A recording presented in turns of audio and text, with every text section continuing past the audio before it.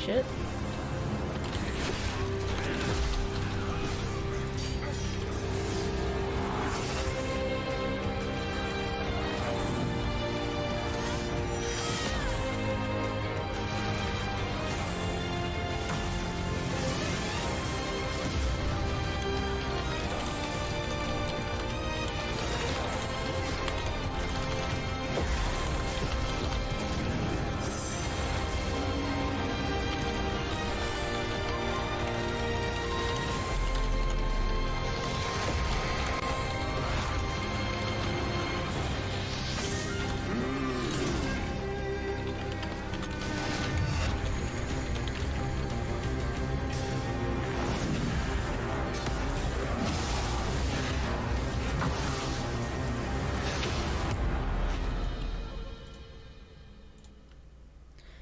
So if anybody's here, how y'all doing?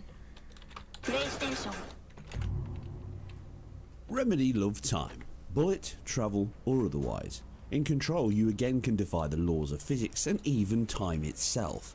But the last gen Northlight engine was a hungry hippo on those base consoles. Man, everyone's now reacting that to brand this, new huh? hardware has landed in the SX and the PS5, the shackles are off for some Okay, yeah, unbridled that's ray fair. tracing or 60 FPS action. Or just one of those on the S.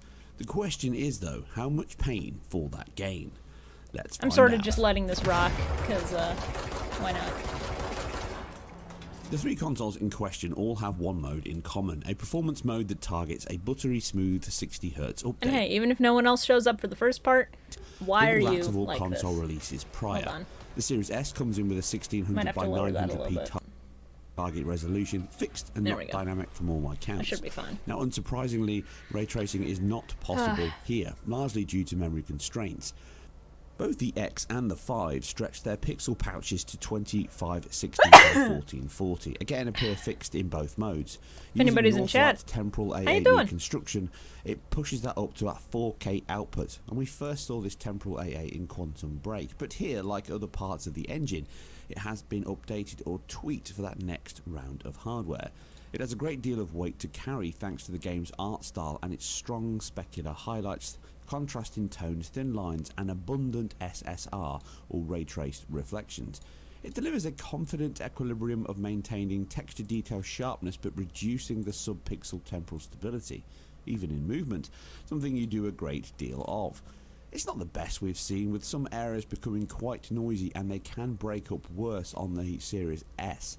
That reconstructed nature of the ray trace reflections can be noticed. You know what, screw here it. Well, in while photo they're mode or going just on looking about this, in I'm just going to glass. go make You a notice bingo that card. delayed trail as you move the camera, and that resolution breaks down to its base, and then when you stop, it catches up, and that previous frame converges with the current frame into a fuller, cleaner object.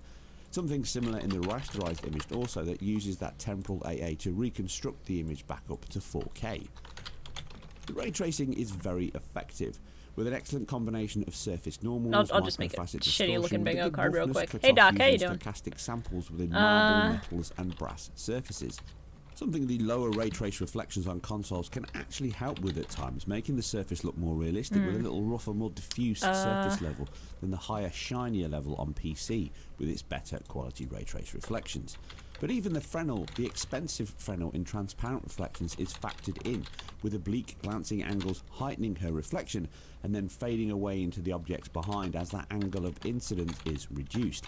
They look great, and the BV-8 structure does hold a great deal Doing of great. objects. These are all Xenoblade Rep. dynamically Hey, allocated at congrats. certain sector Hope points, you have fun with seems. it. I The still need curvature of to go objects finish it. is also factored into the reflection, giving accurate distortion. You can see this on chairs, bins, and every Honestly, reflective surface making a that bingo has card 15 specular minutes level before above was certain not a good roughness idea, but reflects everything around, and this I helps have with a few like things bounce that I'm lighting just or the like colour of waiting the for. floor Like bouncing they're gonna between apologize for tables and PS5 metal stock legs and shortages for chairs. sure.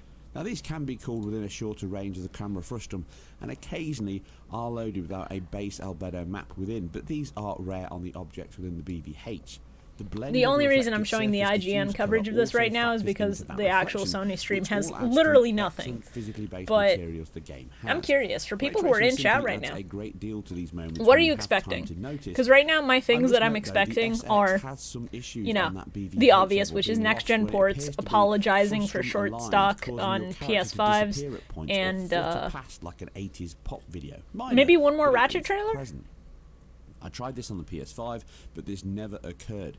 So it seems to be specific to the DXR API the Xbox uses and not an inherent Northlight engine issue. I also tested this on PC, and the other issue you can notice here is you get dual reflections on the PS5 in these ray trace reflections on glass when there is two surfaces, the glass itself at the front and then those brass strips behind, so you get a double reflection. But yeah, I hope you're all excited to watch me do my first Melody of Memory speedrun and fail miserably. That does point to a little difference in terms of how they're utilising that Northlight engine and the specific API that's being used on the PS5 around ray tracing. But generally, they are very similar across the board. And as you can see with the reflections here, the PC version on the same medium settings. Which God, everyone is reacting to this today. RTX 2070 overclocked, so it's more like a 2070 It's not surprising, Super. but the level of detail, the draw distance of those BVH it's just objects, funny. everything is pretty much identical. The only difference is the PC version runs at a higher resolution, probably around double, but it's hard to spot in action. But when you're staring into the screen, that breakdown as the camera moves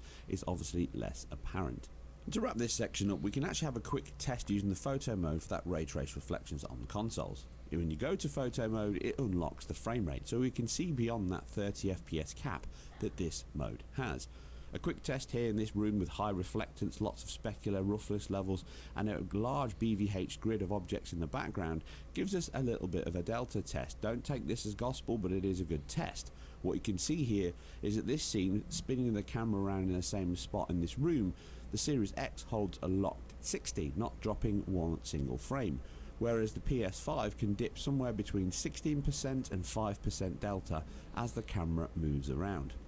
Now remember, this is not the same as playing the game. There's no dynamic objects, there's no explosions, there's no CPU load at all really, there's no data being streamed in and out. I'm gonna check and see if anyone has pre-made bingo cards for today, because I want to do one. And then ray tracing level, it does give us a view under the hood in terms of how the hardware is handling ray tracing, and that's because the more CUs and more TMUs, irrespective of clock speed, does point to the fact that the Series X should be better slightly at ray tracing, and this test proves it. But that was from 8 months ago, so that's a no. Construction and just how the ray tracing is working, but it's a good test nonetheless. This was from 11 months ago, so that's a no. Comparing this to my 2070 Super, again on the same settings I can compare with consoles. Again, those that reflections was factored ages in, ago because it's Iron Man VR and no FF7. Then the PS5 is slightly faster than the 2070 Super, and the Series X is obviously faster than both. So it does give you a good example of just how good these consoles are already at doing ray trace reflections across multi-platform titles like this.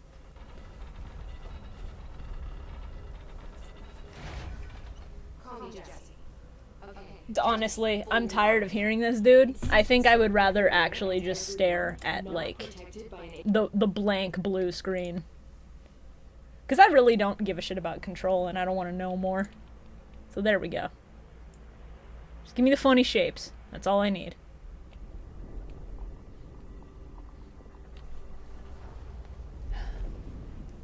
You love to see it.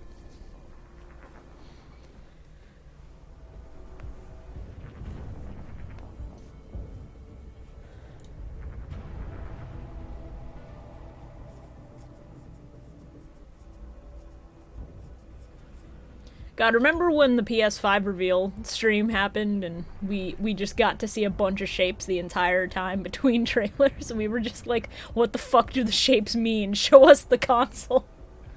Oh, that was good.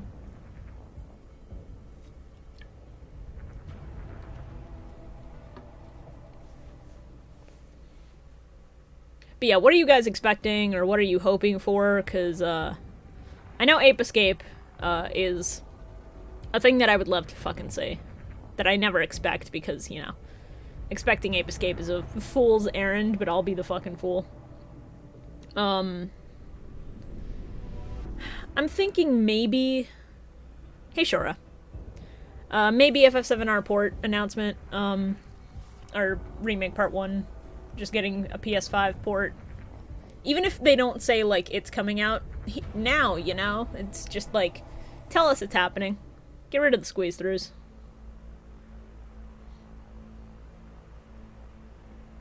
Sure, I'll state the play when they start playing.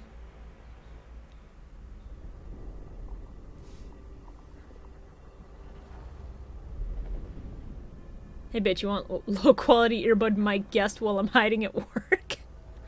I mean, if you're willing, we can just, we could genuinely just do that. I do not mind. If you are willing, start a call on Discord and I will join it.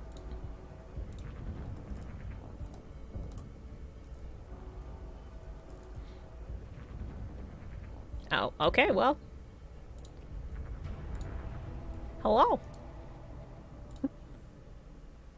Oh. This is going to be awful. This is going to be funny as fuck. I just need to make sure that your audio's not too loud on here. So... Try again.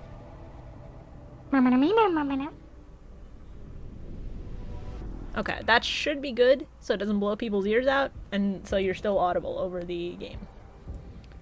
Fantastic. I don't know how long I can stay for. I'm hiding in the janitor's closet right now, because I'm checking some chemical information on the cleaners we use. Oh, that's fair. Yeah, because I just got off my lunch break, and my lips started feeling like tingly. Oh, jeez. But then I remembered, oh right, I haven't been using gloves all day. And yikes! I handle cleaning chemicals all day. Yikes! And shit, dude. I ate a bag of chips that leave a lot of dust on the fingies. Oh no. Oh bitch. If the pandemic taught us one thing, it's wash your fucking hands.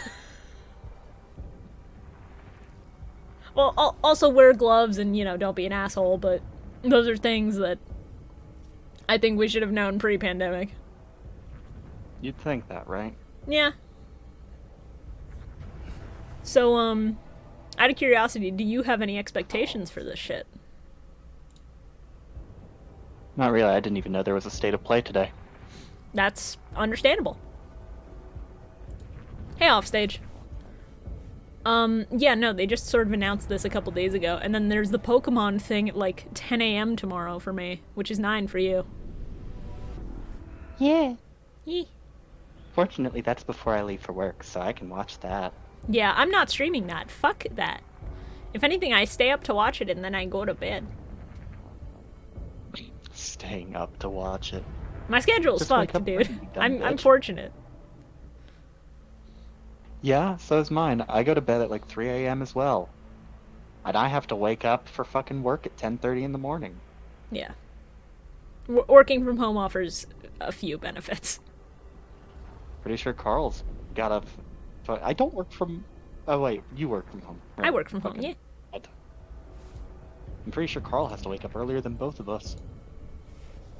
I mean, it's, Carl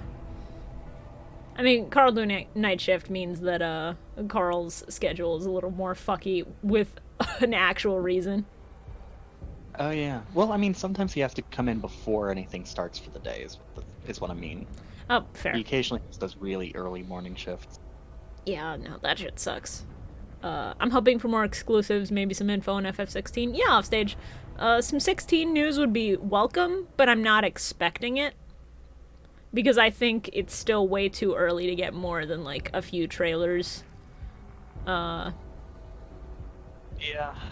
It's just a state of play, and the last one they did, I think, was just telling us information on the PS5 specs, so... Well, no, the last one was where they introduced, FF16, I believe, and they had, like, the trailer recorded off of a PC to show it, but then every other trailer was literally, this is on PS5 hardware. Right, which was real nice. I always just kind of assumed that that state of play is going to be nothing. That's fair. Though the last few have been kind of bangers, it hasn't been bangers in the way that Nintendo Directs are bangers. Right. If I had to say what I really hope, in a perfect world, we would get like a Sly 5 announcement or something. Only if Sucker Punch is working on it would I be excited. I'd be willing to give it a shot, either way. I don't know. Sly 4 burned me too hard in the story department, and even then the gameplay is only like a 7.5, if I'm being generous. Fair. It's... Let's see. My feelings on Sly 4 are mixed at best. Because I recently platted it, finally, after years, like, 8 months ago? I would love for them to go ahead and be like, hey, Monster Hunter World 2. I mean, they're making the one for the Switch right now, so if they're doing not the World same 2, thing. I understand that, but if they're doing World 2, I think that's going to be a little later down the line, because they still want to get that install base on the Switch as well. You say that, but here's the thing. World and like, Switch is a mainline original series title. World is a main console version title. The big difference here is World plays entirely different to everything that Rise plays with. Fair. But World and Rise are basically two massively different things, and I'm pretty sure they have two different teams. That's what I was going to ask, yeah. Like if they have the manpower to put two separate teams on it, World seems like such a big endeavor, given like how massive it is and that it's on, you know, the big boy consoles. Yeah, I'm pretty sure that World already has a different team on it because World like has a completely different art style. It has a lot of different things. They focus a lot on the heavy realistic aspect of things, whereas Rise is more original series, probably with some inspirations from World, that like the wall running and stuff. That's fair. Either way, I'm gonna play the fuck out of Rise with Carl and potentially you if you get it. I mean, I'm probably not getting Rise because I got World expecting to play that with friends, and then Monster Hunter just ended up not being my cup of tea. You're gonna get Rise. It's inevitable. I'm a gamer, but I did not wish to rise up to fight monsters and shit. Disgusting. Disgusting! Every time someone says disgusting, my brain flashes back to that video, and I have to stop myself from quoting the other parts of it. I just have to quote her in the Scottish accent doing disgusting! Let's see, what else could I potentially hope for from a state of play? They don't really, like, announce games and stuff all that often here, I think. Yeah, they don't really announce many new titles, but when they do, it's hype. I love the leaks that say there'll be a KH game, even though the team said we won't get a new game this year. Yeah, no, it's funny. The most I could expect is maybe, like, another Union Cross movie. But outside of that, Well, it's you starting. say that. It's starting. You say that. Oh, no mature rated games this time. Interesting. Keep in mind, I'm on a delay. I can't see, There's some very unexpected see any- Oh, developments in your Crash future. PS5 port. Shocking events that will change the course of your expected. life. Yeah. That last part might have been a hair dramatic, but there's lots of awesome Shocking updates and events additions have coming to come the Crash through Bandicoot for 4 It's everyone. About Blah, Time blah, experience on Crash PlayStation Bandicoot. 5. Hey everyone, I'm Lou Studdard, creative producer at Toys for Bob. I'm here to give you the feature Oh, they're rundown of talking Crash about, like, Bandicoot 4 on improvements for the PS5 port. That includes Interesting. 4K at 60 frames per second, adaptive triggers, 3D audio, Oh, and adaptive more. triggers. Let's make this fun. Picking up where Crash Bandicoot Warp left off, in Crash Bandicoot 4 It's About Time, we find the evil mastermind. So weird being on the delay for this. Oh god, right, there's him wanting to fuck his inescapable Yeah. interdimensional himself. prison, Yeah. leaving giant holes in the universe. What When the follows universe is a gives you the mind-bending perfect version of adventure you to for fuck, Crash and his marsupial but it's pals. still a little bit awkward. We designed Crash Bandicoot 4 to leap off your screen, Nice. brimming with bold, vibrant environments and characters. Crash Bandicoot has always looked Now here's the pretty question. suave, but Will the wait till you see PS5 port have a screen separate heads in trophy native list just to 4K piss at off 60 frames per completionists? second. With the weight of the universe If they on add your any new shoulders, content, probably absolutely. some errands to run. There's Because little if they time to have a wait on separate loading trophy screens. list, one of the biggest The complaints about DualSense Crash wireless 4 that I saw controllers from bring everyone adaptive was, triggers it to your is so fingertips, tedious to so complete you because can there's so feel the much blast shit you of have to do and Neocortex's redo and DNA redo and ray gun. redo. Or feel the grip when you grapple a Tana's hookshot. Hold on tight when you Damn feel bot the are ready boost to of do this Crash's for their fucking jetboard, plat. and really feel the No, suddenness I when don't you think vacuum they're this gonna thing play out. it. Looking to get fully immersed in the Crash Bandicoot universe? They will if Crank it people up to pay money. 11 and take your I mean, audio if they into an end up all-new making it a dimension stream with goal, enhanced sure, 3D but audio. they have to do a whole crash month first to prepare. Achieving the infamous 106% completion is the sign of a true Bandicoot master. But should our genetically mutated marsupial lose his way, I'm trying to leverage think of a PlayStation good 5 month activity on with cards that. to track your progress. Oh, and good, hit they're your adding the goals activity for cards. things like time trials, flashback levels, and boss fights. I bet Entropy wishes he had that. Even bring your incomplete save Oh, save over transfer. from the Okay, PlayStation that's 4 handy. And use the activity cards to get to 106%. Oh, and one more thing. If you own the PS4 version of the game, an upgrade option is available. Oh, Check out good. the Okay, PlayStation thank blog God. For full details. Whether If it's you your own the first PS4 playthrough version, you or just your put the 100th, disc in and say, there's no hey, better I time want to download the experience upgrade, and they're like, Bandicoot 4 cool, It's we'll About get you that. on PlayStation 5. For free. Yeah, that's cool. Yeah. That's how it should be. Yeah, I like games that do that. The free upgrades Welcome from back, last Crash. gen versions, The gang's always all good. here on today's new edition of State of Play. We've got some great updates lined up for you. Great updates like what? First, let's check out the latest on an eagerly anticipated game coming to the PS5 console yeah. this spring from PlayStation Studios. Hey everyone, we at Housemark are excited to give you this sneak peek at Returnal. Hey guys, we're going In to announce Returnal, you will play Days as Gone Celine, 2. an Astra scout. Freaker Gang, Crash rise lands up. on an alien planet, No, Atropos. it's After Days receiving Gone is a getting ported to mysterious PC, so I think they'll signal, talk White about that Shadow. here. Players will And they've explore started the doing the deep cringe thing of dark making the Freaking meme game. reaction for gifs with answers Deacon and Days unfold Gone. mysteries, which may point to a larger force at play.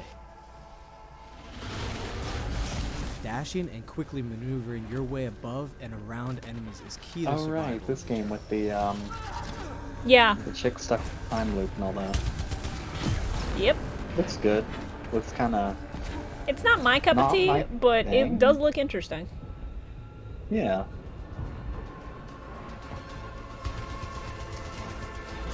With the large variety of enemies and the vast number of unique movesets Bloodborne each PC possess, port 1. combat situations prove Finn, challenging no matter what the I'm sorry. circumstances are. The answer is never. Death is only the beginning.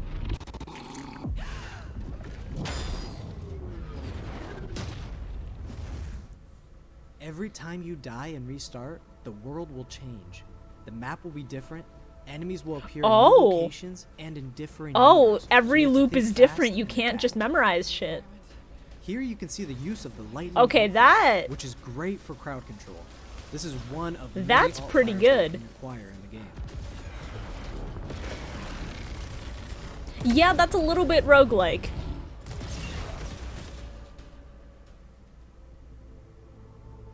Well, that's You gonna will make stumble across speedrunning this game mysterious interesting. devices that Alright, grant time to rewards die the player. 15 These will times to vary make from sure I get the weapons, best run consumables, and possible. upgrades. Yeah, You can speedrunners are quickly gonna change figure out, like, the playstyle best, and make each cycle feel unique. The best permutations of maps. And then just go, Besides the alright, intense combat, we need one of these in the Returnal also first has a three, deep and in the engaging first three narrative. spawns, or we allow reset the run players to piece entirely. together the puzzle that is the story of Celine, as they venture God deeper forbid and anybody deeper into decide to do a Atropos 100% and enter run a for this. personal Oh nightmare. god, no. That can't be here. I think I am reliving my memories in that house, but not fully. If you ever want to look into something interesting, by the way, look into how Jack and Daxter speedruns have evolved over the years, because those went fucking crazy. But I can't Huh. remember the torment. You know the feeling like I lava was tunnel in the losing my first game? mind. Yeah. People found a way to get through that on foot, but it took them years to figure it out. Yeah, speedrun tech evolving over time like that is always really interesting. Please don't jump scare me in the middle of... Exactly. Someone played PT. Yeah, that is just the PT. That is halfway kind out, of the PT hallway. I'm very glad they didn't jump scare me at the end of a fucking trailer. Returnal lands on April 30th, and it's Returnal. developed by the The talented dark team at Housemark. Next, let's take a closer look at a high-impact new Oh, PS4 game is this the called dodgeball one from Knockout the... City. Yes. This is the dodgeball one from the Switch, showcase. Oh yeah, that game nobody gives a fuck about. Hey, no. The game actually might be fun. It's a matter of the trailer being dog shit. New York, and we recently announced Knockout City, a team-based multiplayer action game for PS4 where rival crews settle their scores with epic dodgeball team-based dodgeball is kind of fun as a concept. Knockout City is easy to pick up and play, but there's a lot of depth here for those who've got the skills. It just has no character in our 1v1 face-off. Yeah, it's the generic like wanna look like Fortnite shit, which is fine.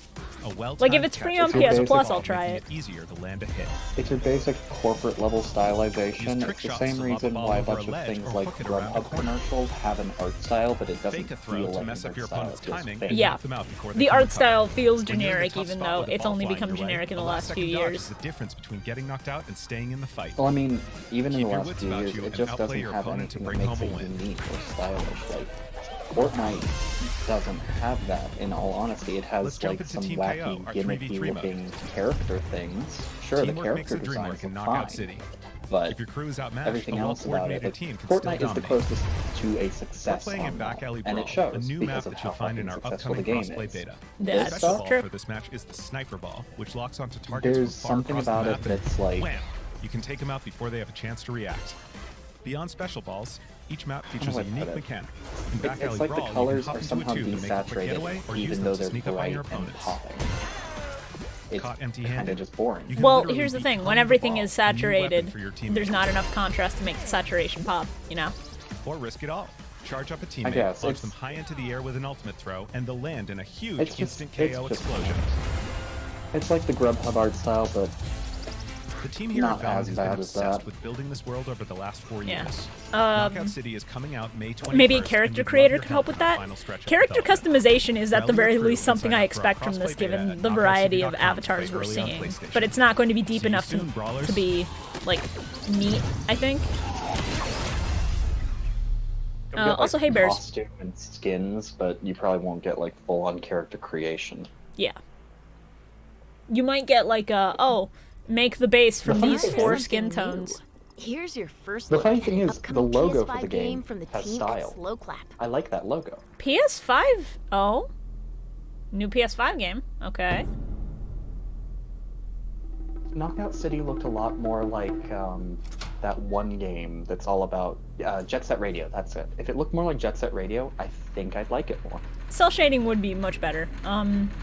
Bears, it's mostly been stuff that we already know about, like a Crash PS5 version and Returnal, which Returnal, they were just like, hey, here's a few things that you didn't know, like the levels aren't the same when you die. When you respawn in this Groundhog Day loop, shit changes like a roguelike, which is interesting.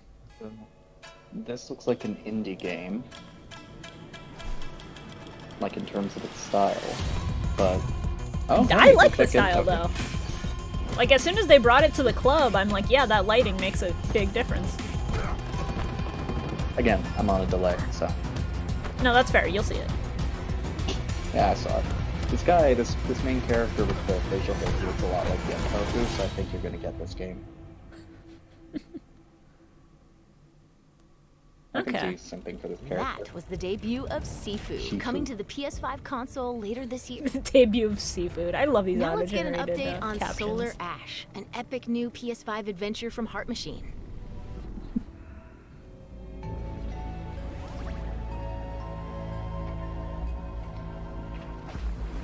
Yeah, offstage, that game looked pretty done for what it was, and it's just like your journey to become a real martial arts master. Whether it has a story or not is yet to be seen, but... Hey everyone, I'm Alex Preston, creative director of Heart Machine. You might know us as the team behind Hyperlight Drifter. Today, I'm here to show you the first peek at gameplay for our new title, Solar Ash. Solar Ash is a huge, stylish 3D platform. Yeah, this is 3D Hyperlight Drifter, alright. Movement and fluidity. The game is set inside a giant black hole. Pretty accurate. Pretty though.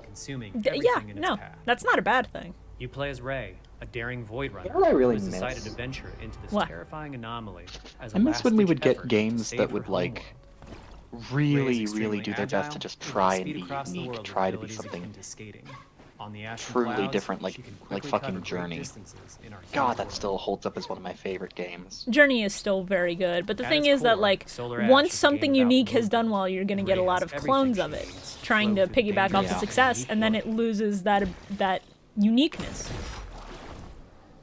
And that's just like inevitable with gaming, because it's expensive, and companies want to make money more than they want to As put you out new journey to save IPs your planet, most of you'll the time. find yourself face to face with grotesque and violent creatures. That's why I really like games Our that, combat system you know, is simple, use their fast, platform and as an fluid, art form. built to empower players Yeah. and encourage flow. Artsy games can be very good when they're done right. As you explore the Ultra World, Oh, yeah. enemy encounters will scale to greater and greater sizes. Some of these creatures require speed and precise timing to defeat.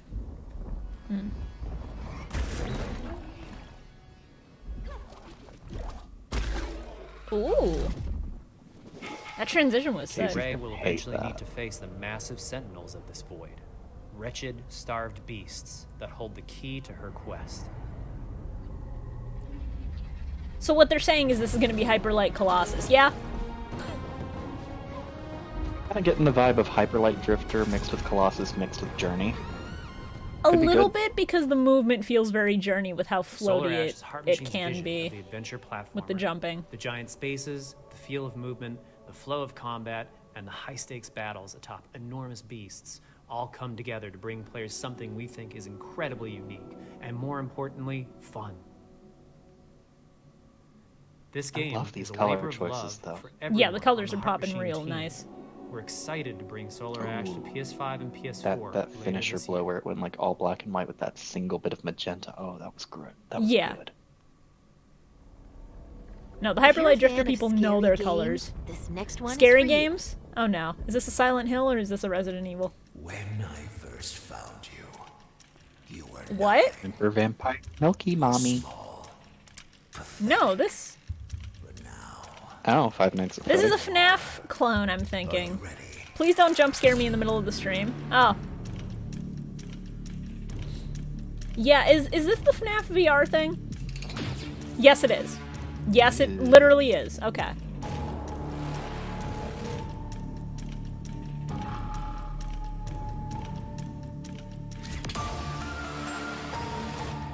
See, the rabbit looked like something that you'd see trying to riff off Five Nights at Freddy's, but then I see the security guard and I'm like, no, it's literally just FNAF. Yeah. Oh, not VR? Oh, this is straight up the next FNAF. Okay. Gregory, we can get you out Oh, of here. interesting. You and me together. You know what? You know what would have made a good concept for a horror game, actually? What? They won't The stop Purge hunting you. movies. None of them will stop hunting Yeah. you. Purge movies could have been good, but they came after, you know, video game tie-in games had died out, kind of, which, you know, thank God, because most of them were bad. Get you out by morning. Something inspired by that would be really, really interesting. Like, do as I say. just like not even as like a deep story game or something like that. Because fucking who cares there? But make it something that's just really fun. Yeah, those human models are scuffed, but that's not where the money went. You can tell. Oh hey, we're in the toy box. Yeah?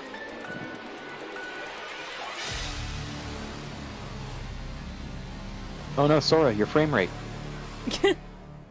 There is more going on here than you realize.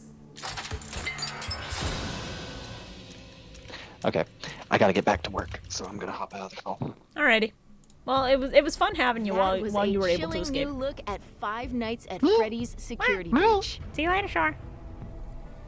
Up next, all right. let's take a tour of On our own Oddworld once again. Soulstorm. Oh, yeah, Oddworld. I forgot there was another one happening. Hi, I'm Lauren And Lanning, it's the same creative gameplay they've director always at had. Oddworld Inhabitants. Today, I'm going to take you on a brief tour of our newest game, Oddworld Soulstorm. They've always known you would come. Do you know why you have? In Soulstorm, you reprise the role of Abe, accidental hero turned unlikely leader of an emerging revolution, as you do battle through weird and wonderful environments in an effort to escape the all-powerful and eternally greedy Gluckins.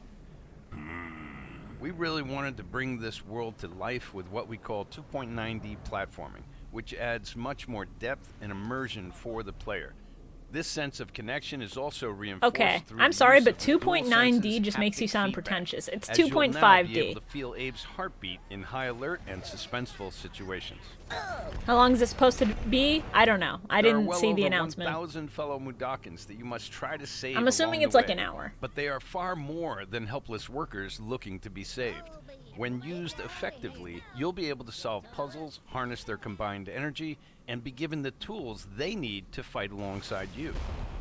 And there will be times when the extra hands will be needed as you face off against an array of heavily armed enemies that will stop at nothing to find and end Abe once and for all.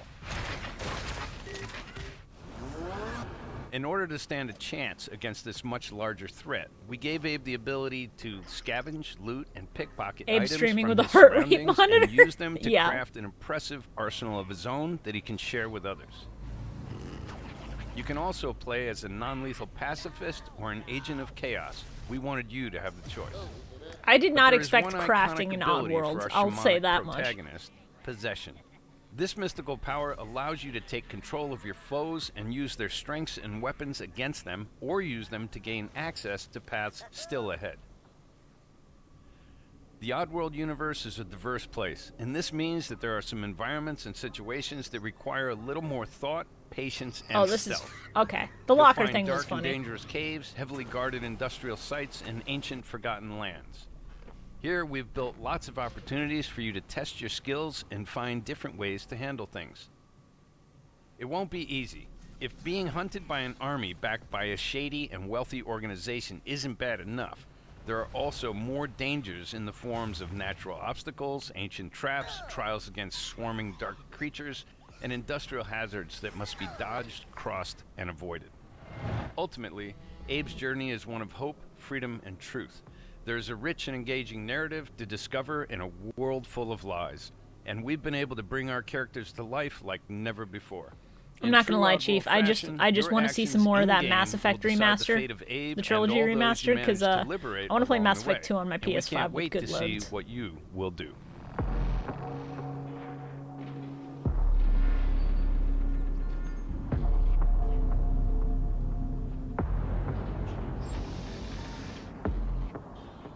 I don't like how you're looking at me, Abe. Please stop. Thank you. That was the latest on Oddworld Soulstorm. And here's some exciting news. Active PlayStation Plus members will get the PS5 version for no extra cost starting in April. PS5 version for no extra cost starting in April. That just buffered. Okay. Oh, this one. Moving on.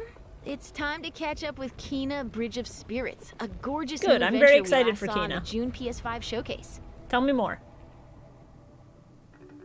I need to lower this a little bit more. Because it's still drowning me out, I worry. Yeah, this game looks great because they have actual animators working on it. And even if the style is a little bit generic on this end, for 3D animation, it does look very good. It looks very smooth. And I hope it's a good video game. Because it's fucking gorgeous. Like, look at that shit. Look at that! The rats seem quite fond of you. They're usually timid. Something tells me you did not come to our village looking for forest creatures. Hello, Spirit. I seek passage to the sacred mountain shrine. I need this to be a good video game and play well. That's all I need. Please. But that power faded long ago. Yeah, offstage.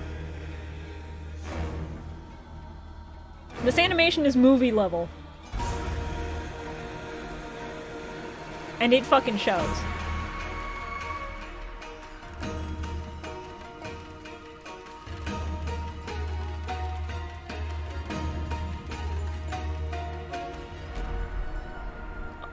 Do you get to go to the spirit world? Is she the avatar? Tangled in the tragedies of our past. You must help these spirits if you wish to reach the mountain shrine. It's okay. You have to go now.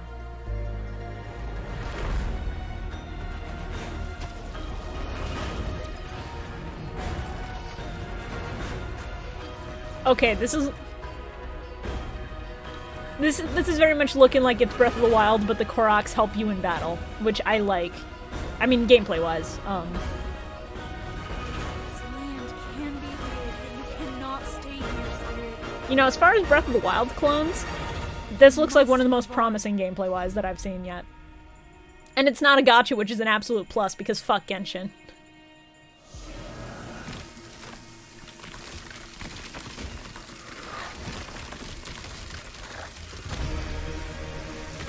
Oh shit.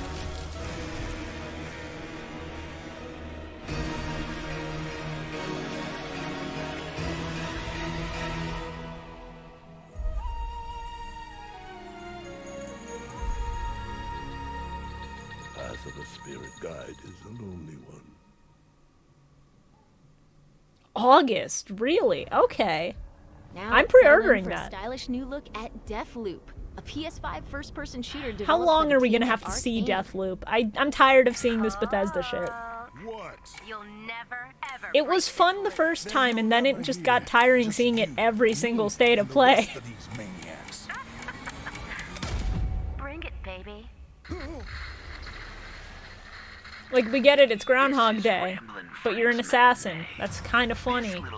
It stops being funny when you see it 12,000 times before release. The visionaries are ready to dance. Are you? Toxic illusion. Falling deeper spiral. I'm sort of bored by this, so I'm just gonna eat my brownie that I had prepped. I was gonna save this for the speedrun for when I was, like, lacking in energy and sugar, but, I'm just using it now, because fuck it. I also didn't have much for lunch, so this is, like, the pick-me-up.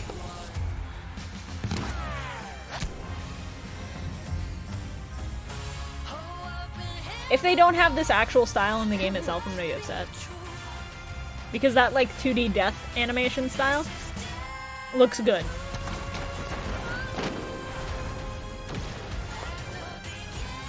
Shooters sell offstage, that's why. Because Call of Duty sells every time, but Call of Duty is Call of Duty, it has the name recognition.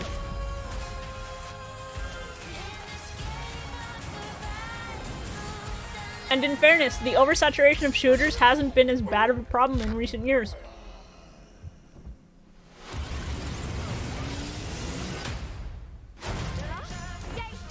Like, the fact that this is the first shooter we're seeing in this conference.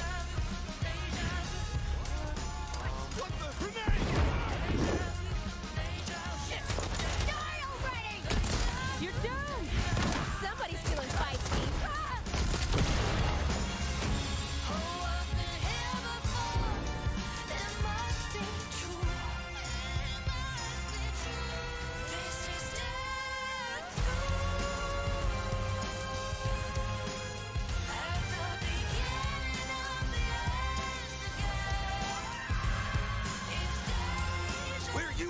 Oh yes, ReZero with guns.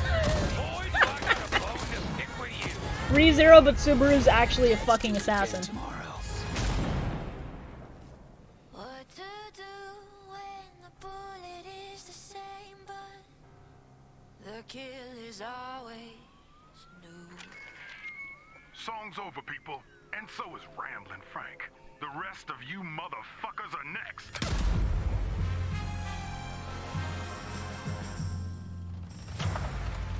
If this was the first trailer I'd seen for this game, I would go, wow, I'm actually interested in a first-person shooter. That's a surprise. But it's not the first time we've seen this game. Just release it already. How about a huge update for one of 2020's most celebrated games? Oh, is it literally almost over? 7 Remake. There we go. Ports. Ports. Ports. Ports. Quickly! PS5! Give me a break! Barret! This frame rate. Oh my god. Help me! Come on, let's push it past the red line. Now it's my turn. I'm glad I told Tatsu not to watch this shit, because they're gonna show parts of the ending in this for sure.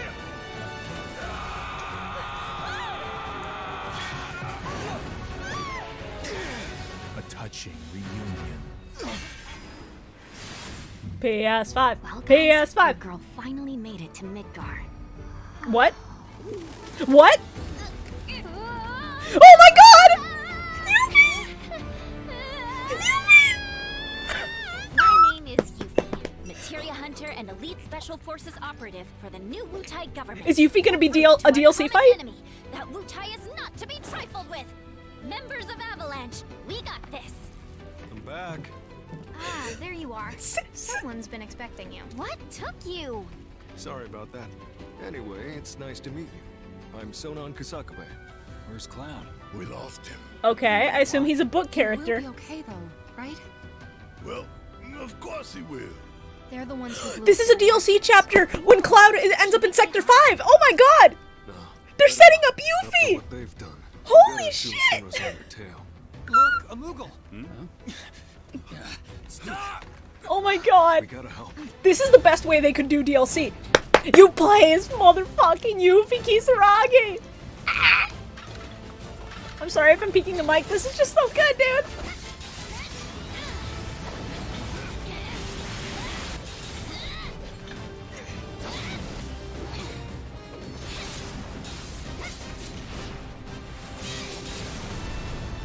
No freaking way! Hell yeah. Hell yeah. Boss! Oh, hell yeah. That's such a good redesign for the outfit. Got it. Whatever it is they're planning, you're better off out of it. They deserve what's coming to them. Yeah, they do, but I'm not your sister. There you are. Who are these jerks? No clue. It just appeared.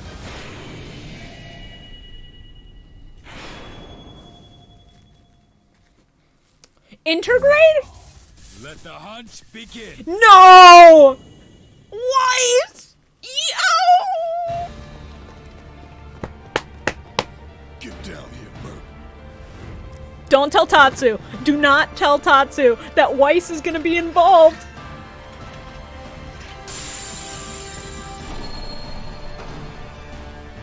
Show me how it looks on PS5, bitch. Look at how smooth it is. Look at that lighting. Oh my god. Oh my god. Dude.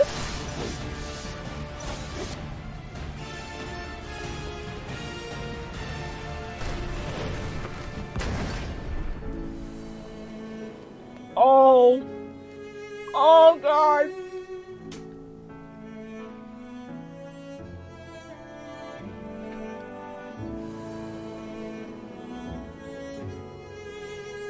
Bears Weiss is from Dirge Cerberus.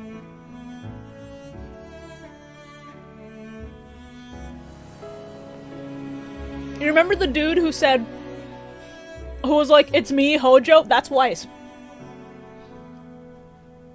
Oh my god, the reflections, the lighting, the cutscenes!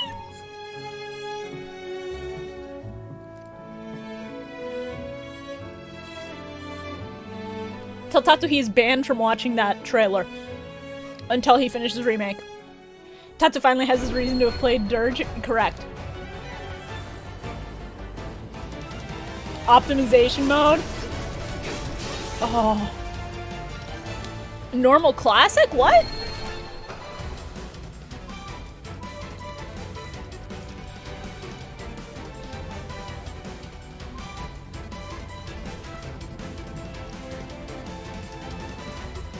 Camera mode!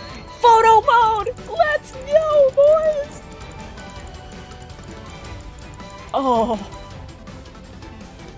I didn't think I would end up wanting the remake port, but we're wanting the remake port, bitch.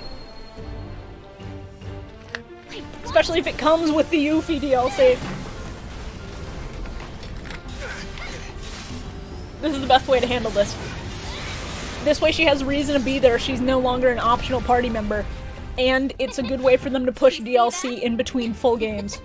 That's how ninjas do it. Yep. Oh, delicious. Oh, delicious.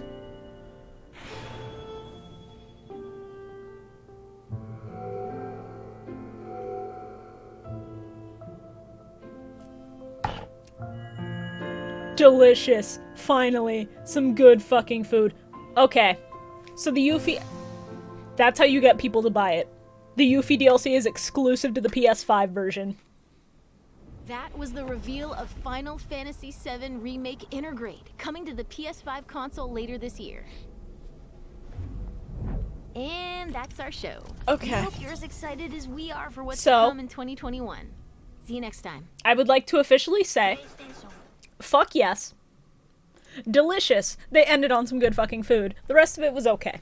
I'm happy I got to see more of Kenna, but that's really the only other thing that I cared about. Oh, alright. So, I'm gonna go to my starting soon screen because I have to set up some shit. But if you give me a minute, I can get the shit set up. Because now I have to change the category of the shit because we're gonna be speedrunning Melody of Memory, baby.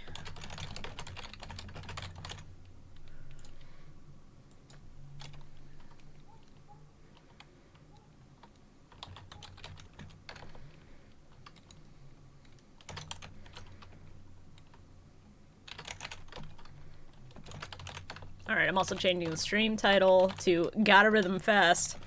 KH MoM Speedrun. First attempt. Alright. Okay. Keep in mind that I'm gonna have to mute because it immediately just goes into simple and clean, which I'm glad I know now. Alright. Hey, Fiend. Square didn't even hard carry it. It ended on a good note, but I'd still call that like a 7 out of 10. But yeah, if you're here and you watch Tatsu, don't tell Tatsu about that shit. Just do not. It is not that difficult. Okay.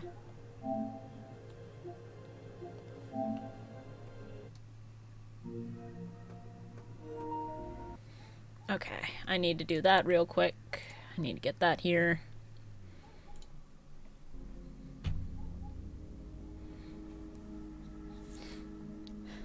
The state of play 7R was the highlight of it for fucking sure. Yeah, alright, I need to do that.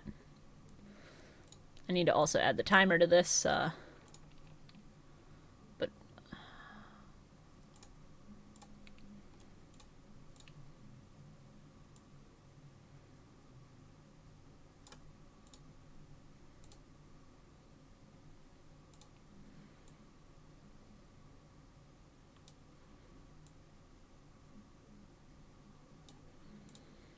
Alright.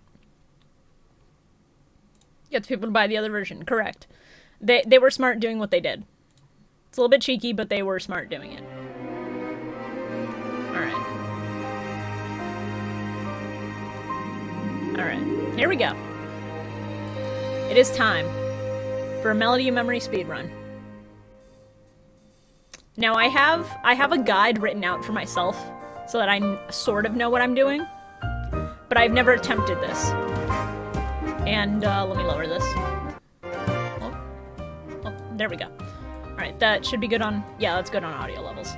So, the way this is going to work is Melody of Memory speedrun starts from the moment I hit a button on this menu. Because I'm doing this on a guest account, so everything is fresh. And it ends... Spoilers if you have never played Melody of Memory before, from here on out. Even though I'm skipping cutscenes, the final boss battle is a massive spoiler. Because timer starts from the moment I hit a button here, timer ends as soon as cleared pops up on the final boss against Master Xehanort. So, the current speedrun record for this category, which I'm doing any percent right now. I might do Proud later on, but for now, we are doing any percent, which means I can do it on any difficulty. The current record is 2 hours, 56 minutes, 58 seconds. And I'm trying to figure out if that is... Is that in-game time, or is that... Okay. No, that's, it's real time versus in-game time. Okay. Interesting. I'm not entirely sure how to categorize it yet, because this is the first speedrun I'm genuinely doing. Thank you for the good luck, Whale.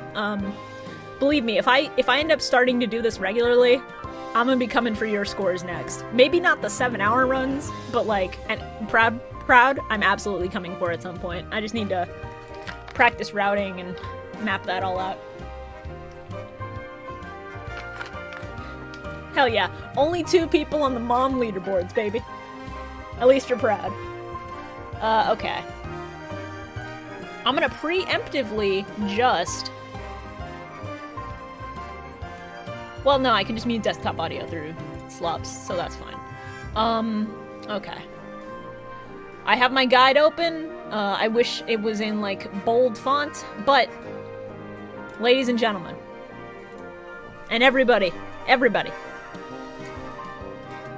This is a game I played on release for 7 hours straight and then talked with demo theory crafting as soon as I finished. This is a game that I genuinely still enjoy to this day. And this is a game that you'll be watching me speedrun in 3, 2, 1, go.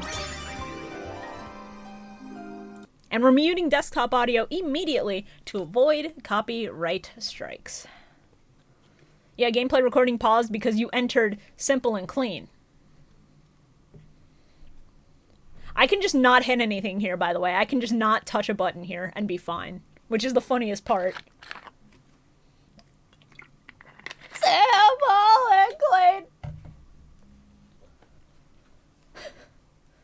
Oh, offstage. I commissioned Kimps for 3 layouts. A 12-y one for when I'm not doing KH stuff. A World That Never Was one for rando. And then I said, I like the World That Never Was one. Can you also do a general one for, like, when I'm just playing games and vibing? And he was like, sure. And he did it. The absolute madman. What a talent. Alright. Let me just go announce.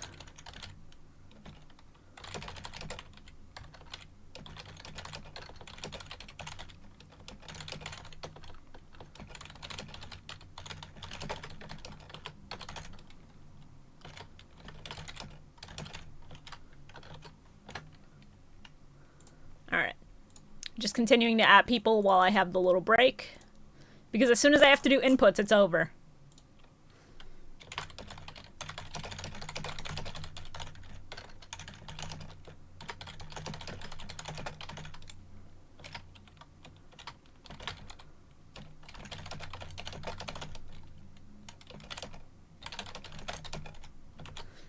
Alright, so I just tweeted, come watch me try to place top 5 when there's only 4 runs, so I will place top 5 regardless of what I do here. Alright. The worst part of the tutorial is that it forcibly stops you, so even if you know how to play, you have to sit through it. This is where I eat breakfast. Nice! Alright.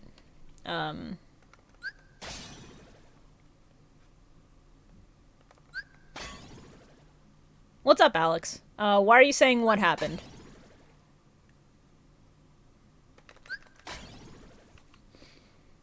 Alright. Thunder!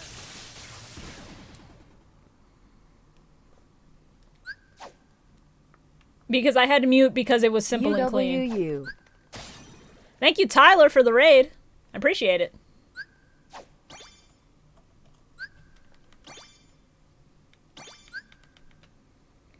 Okay, so fun fact, for that second prompt, you have to tilt the stick both left and right, just to demonstrate that you can tilt your stick left and right to move, even though you've already tilted it right to go to the right. It is very stupid.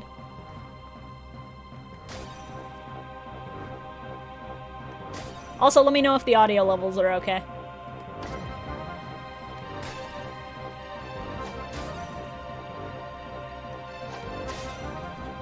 I don't know, man, FF7 appeared.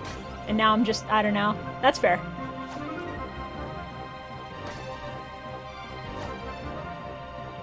Like, it's a smart way for them to get people to buy into the PS5 version, but console shortages mean that that's gonna suck. Did I miss the state of play? Yes. Oh, thank you. I'm glad people are liking the layout. Kimchu did very good work on it. So fun fact, with Melody of Memory, anyone who's gliding has like a little bit of an extra wingspan. So like, you can hit notes that are directly adjacent without having to go all the way across. So like, let's look at this like a musical score. This middle line represents one note. I can hit a note that's on top of the middle line and on top of the two white spaces in between without having to move at all, which makes some songs less stressful. I missed a glide there, so my score there is awful, but it doesn't have to be good. It just has to be good enough. Gotta go, good luck on your speedrun. Thank you, Offstage. I appreciate it. Thanks for hanging out during the State of Play. Alright.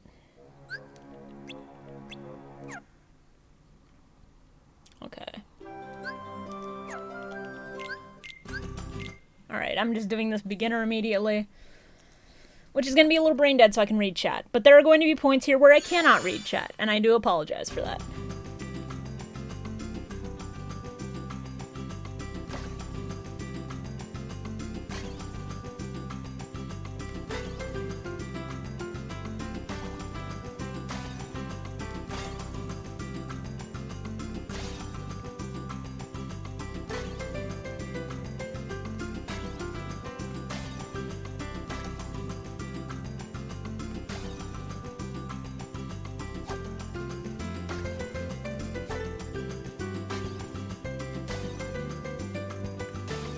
I told Tatsu to probably not watch it, and I hope he listened, because otherwise he just got spoiled on a shit ton of 7 Remake.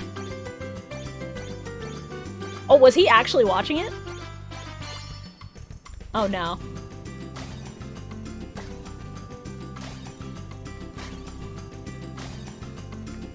I mean, yeah, he also just has to stay off Twitter, which is not entirely feasible, but the hype for it will die down in a little bit.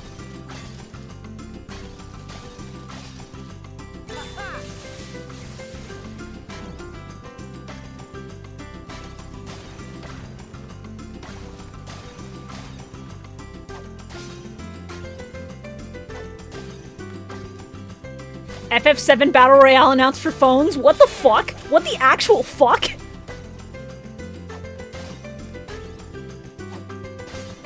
Oh, a little early on the jump there. I'm used to proud timing, so that got me. Why? Haha. Same reason they put FF15 on phones. Because they can and because Final Fantasy fans are rabid and will buy it. Oh no, treasure chests. Okay, so treasure chests are RNG and they're probably gonna make the run last a little longer than it should.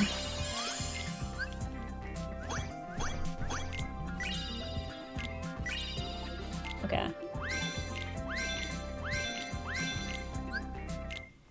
Okay.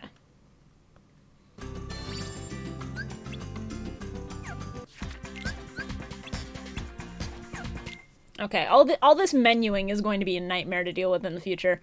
But once we do Bustin' Up on the Beach, we'll be able to clear the 4-star gate, and then we start doing songs on Proud, which is hell yeah.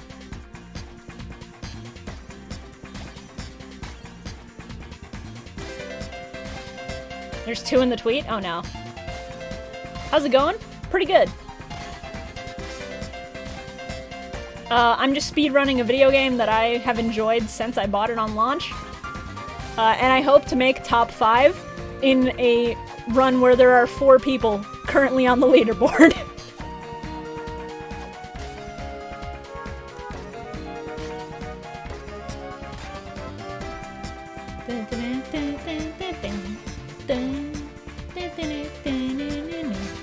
I cannot wait to actually be able to start playing the songs on Proud, so I can, you know, have a little bit of a challenge in my speedrun.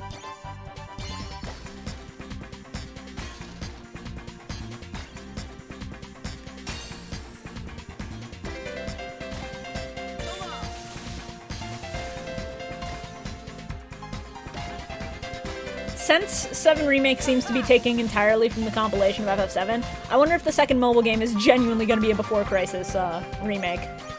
Alright, so now I'm taking advantage of Sora's little wingspan, so that I can hit adjacent notes without having to do as much work on the stick.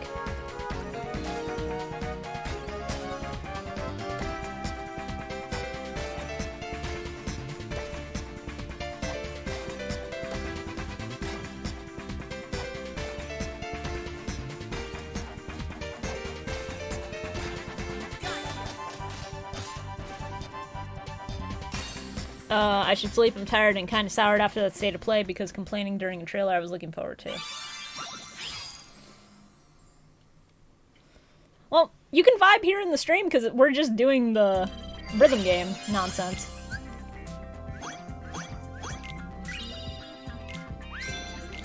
We're attempting to run with speed, yes. Okay,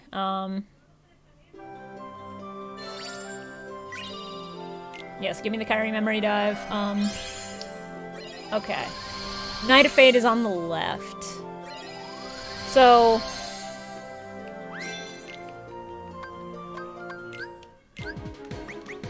there we go. Alright. FF7 armies equal, they shoot each other. Ever Crisis announced. Like, officially?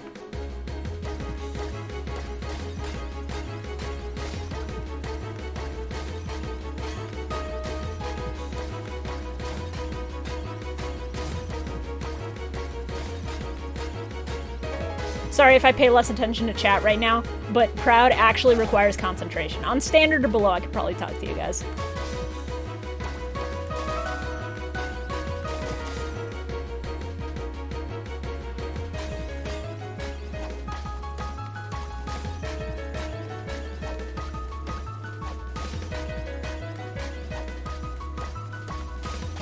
Single-player mobile game? Okay. Might be a retelling of Crisis Core and Before Crisis in a modern mobile game fashion, I think. I say this not having seen the trailer at all. So, this is where we take advantage of Sora's little wingspan, once again to do less work and freak out less.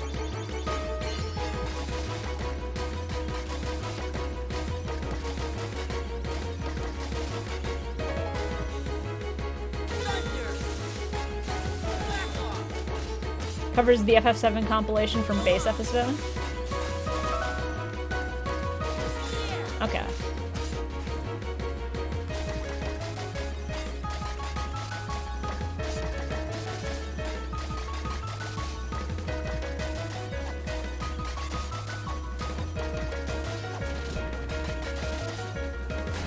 Fuck.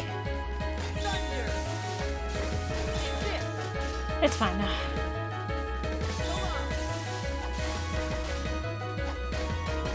The good thing about a speedrun is that I don't have to be precise or perfect on here. In fact, I wonder if getting lower grades intentionally actually helps with certain things. Okay, so from here we go straight to Traverse Town.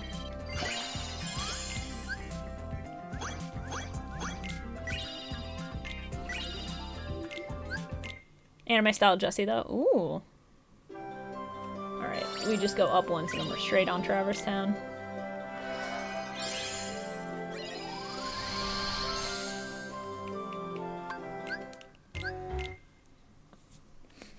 I want you to know that as soon as we unlock team days, we are foregoing speedrun, saying fuck it, and just equipping team days. Because Team Classic is fun and all, but my kids...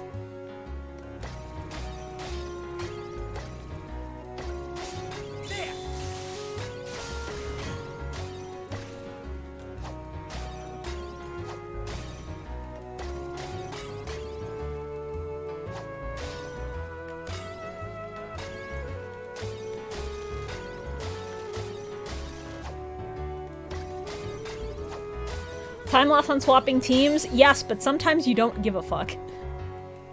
If I start speedrunning this more often than just for practice, then maybe I will care more.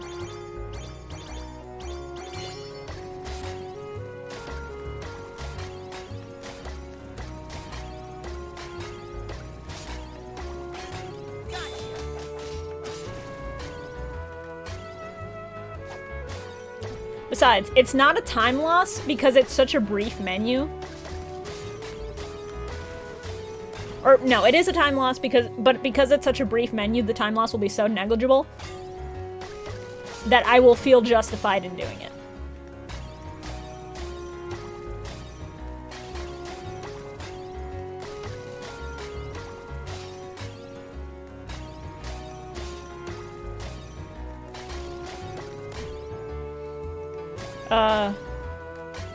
Best team days and BBS. Y'all can fight me on that. No, you're right.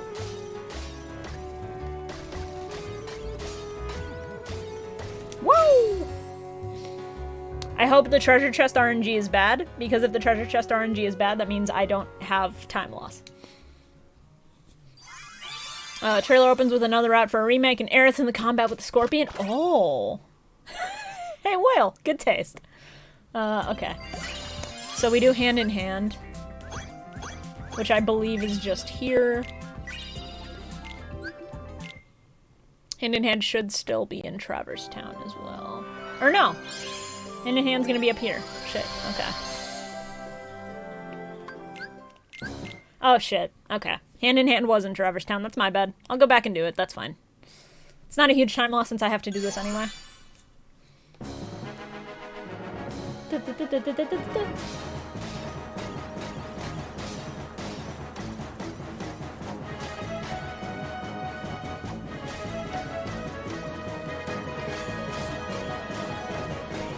Part of me is so sad that they used the PS2 MIDI versions of the songs for this game, but part of me also really likes it.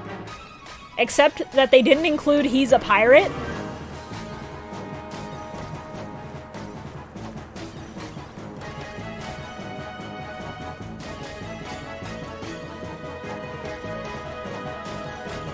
He's a Pirate is to me what the Hoenn horns are to a lot of Pokemon fans. Dumb and awful sounding to some people, to the point that it's meme status, but I still love it anyway.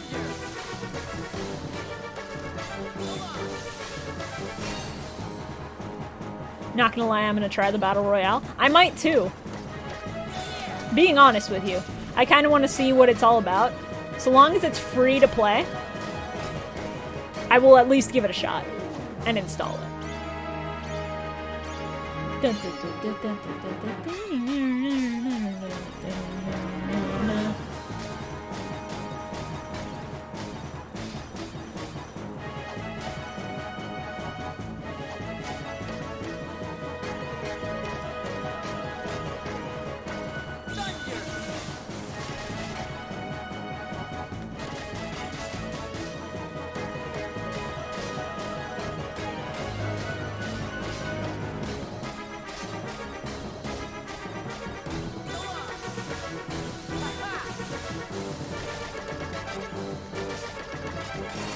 Fuck. Okay, that's fine. It doesn't have to be perfect, it just has to be good enough. Alright, so... back right, so back X, right X is the pattern we have to do to get hand in hand, that's fine.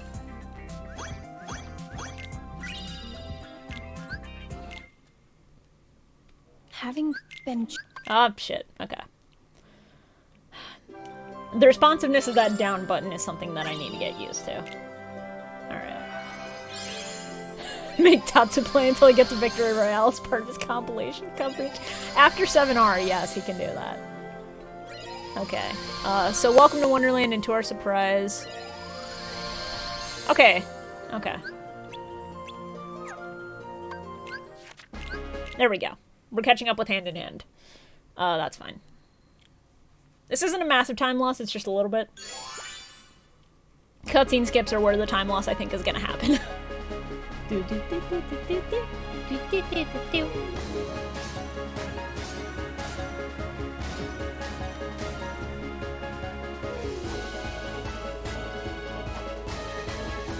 In the guide I have, hand in hand is used for the routing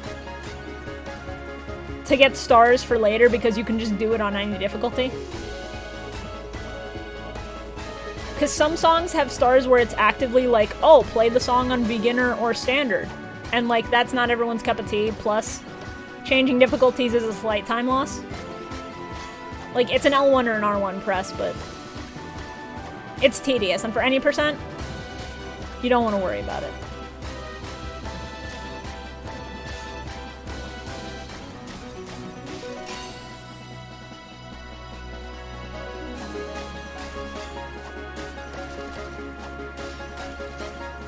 After this, I'll link the actual speedrun guide that Whale sent me, which has been a huge help.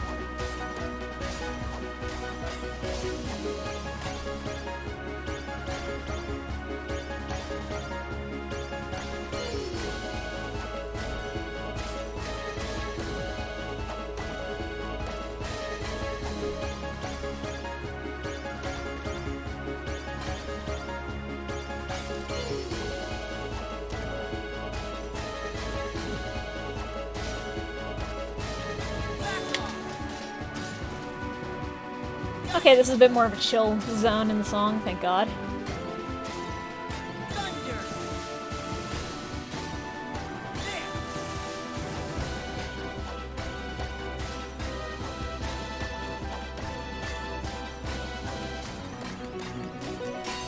God, I'm remembering the demo now, when this was one of the, like, 3 songs we had.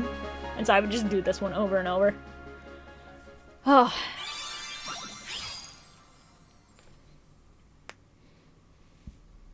Actually, I wonder if the all excellent or full chain pop-ups are a time loss. I wonder if it's worth it to not do that. Okay, so welcome to both Wonderland songs, both Agrabah songs, both Atlantica songs, only one in Halloween Town. Interesting.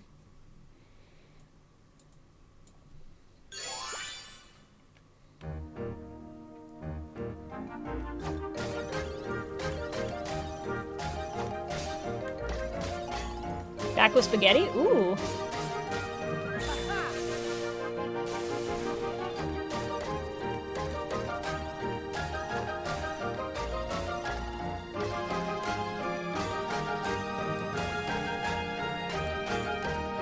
Definitely some time saved to be had by doing worse at songs. Okay. Then I'm just not gonna do the gliding parts. Because the gliding actually... Sora doesn't want to fly, Sora just wants to run.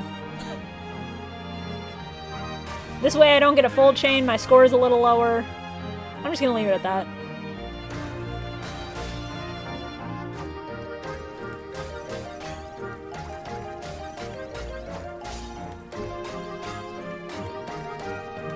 That's true, the challenges are gonna be an issue. Oh, don't apologize, Will. I think it's just a power move to not do the gliding. So I just think it's funny. If that ends up screwing me, then that's my bad. I'll make it up somewhere else. This is my first attempt after all. I don't expect to do top 3 in my first shot.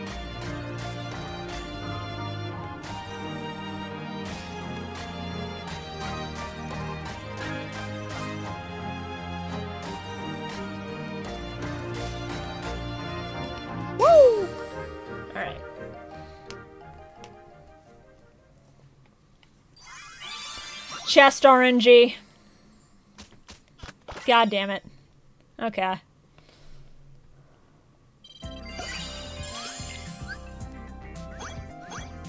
Okay, that's fine. We'll make it up. We will absolutely make it up. The one song I choose to do it on, of course, it has a mission for it. That's fine. We're routing. We're routing as we speak. This is not a failed attempt.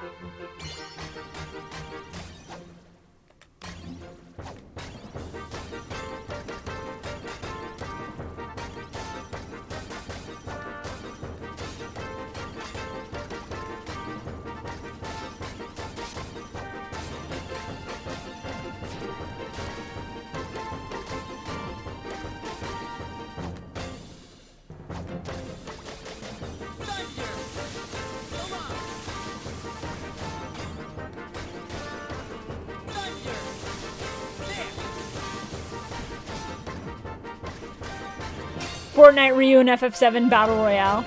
Oh god.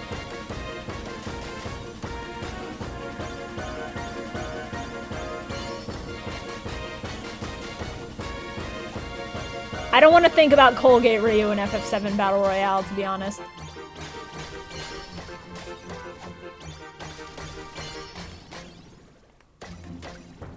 Woo! Alright. So, currently we're 1 star under what we want to be. But that is fine. We can absolutely make it up. Or if we're literally 1 star short, then that is my bad. Okay. So now we do Agrabah, which is to the right. Yeah, the Chun-Li skin in Fortnite is pretty okay.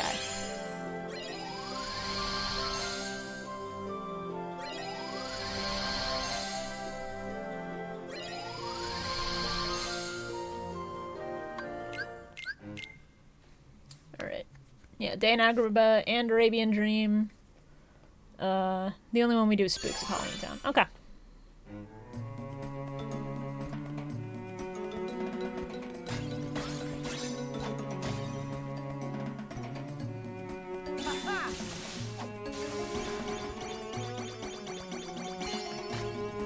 Never move when you don't have to, kids.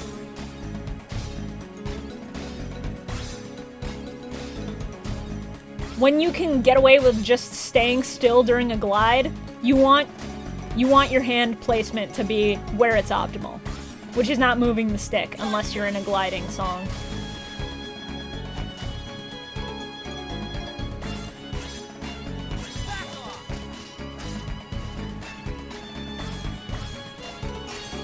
God, my timing is off on this one. Alright. Alright, place myself here and then I'm good.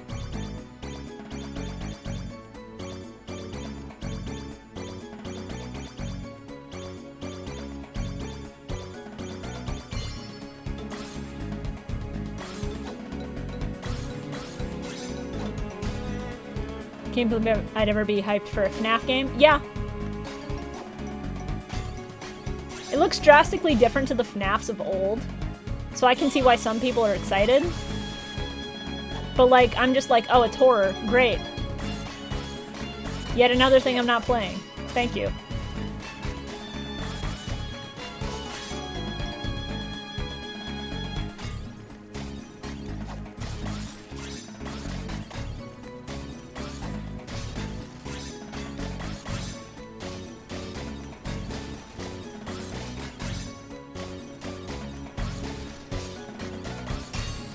Alright, there we go.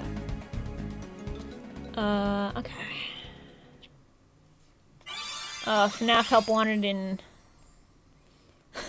VR was the most surreal experience I've ever had. I mean, I wouldn't doubt it. It's a bunch of shit coming at you. It's gonna be shocking.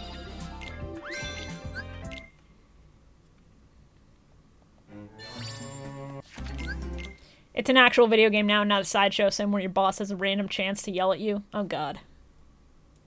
See, that's what scares me most. Being yelled at by my boss.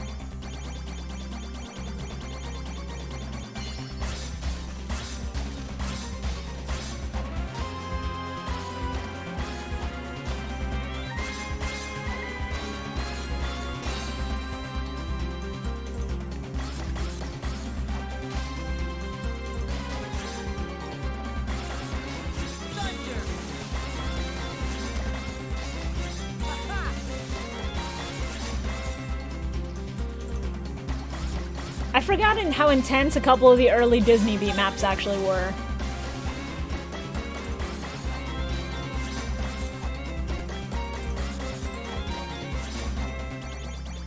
Because I haven't played this game in full and I haven't touched most of the Disney songs since the game came out. And that was all in a fever dream of already being up for 7 hours when I had started that marathon.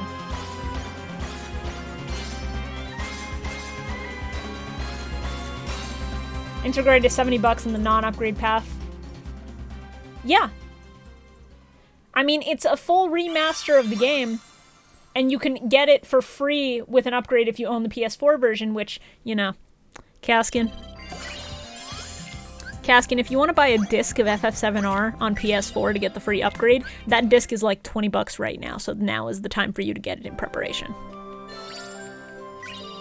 Literally, the free upgrade allows you to cheat the system a little bit. Okay, I'm glad that they skipped This Is Halloween for the copyright. For a second I was like, oh wait, no, they like to get me on this. I mean, that's fair, Kaskin. And if you don't plan on getting a PS5, that's understandable.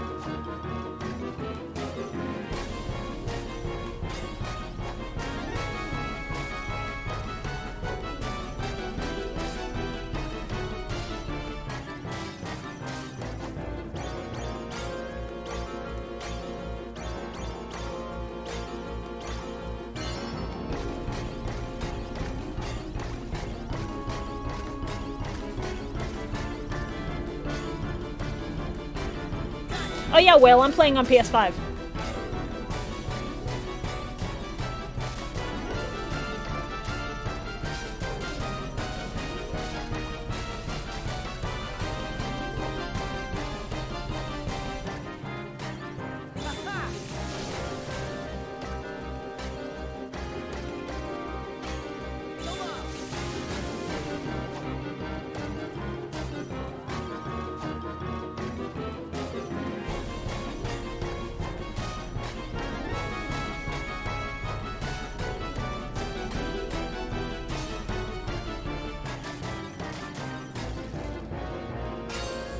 PS5 is the best time save? Correct. Unloading. But,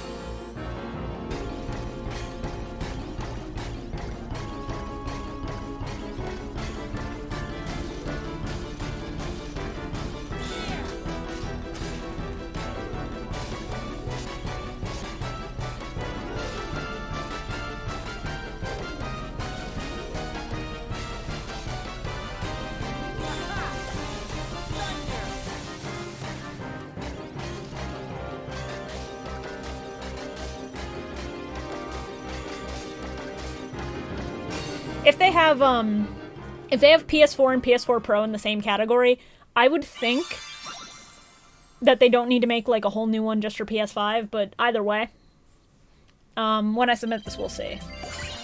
Because I fully plan on submitting this fucking speedrun. Okay, Adventure in Atlantica. Oh no, you do both anyway. Fuck! I was reading wrong. That's my bad. Again, we're labbing. This is my first time. Errors are bound to happen. You're seeing the process unfold live.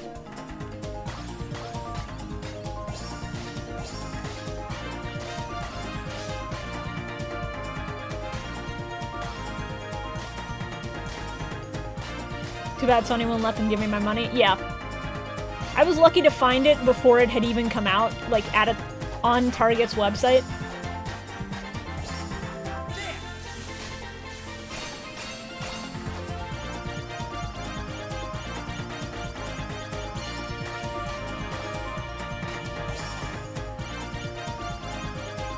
No, I know there's a section for the platform.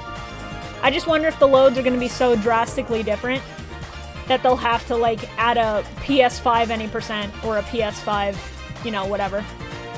Because people with PS5s aren't playing rhythm games, you know? It's just me because I'm insane.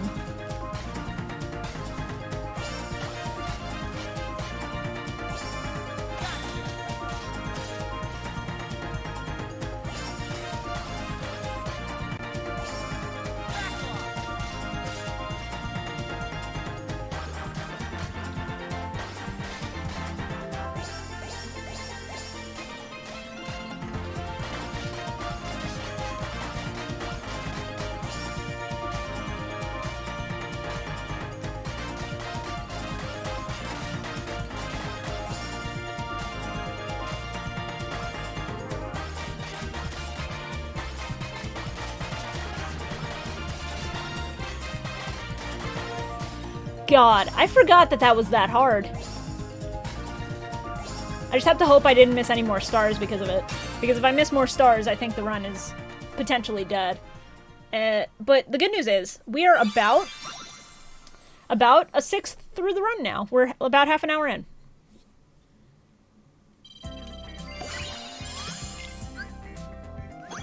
Okay. No, we still got stars. We're good. Okay. There we go. Am I gonna get DMCA'd?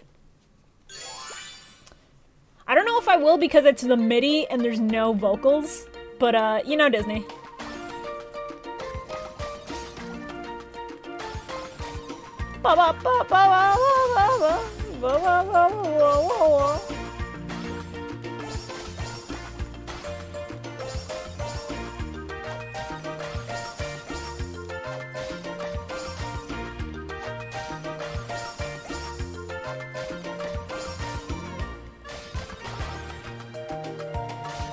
At least it ain't frozen? Oh yeah. I forget if they actually cut out Let It Go from the run.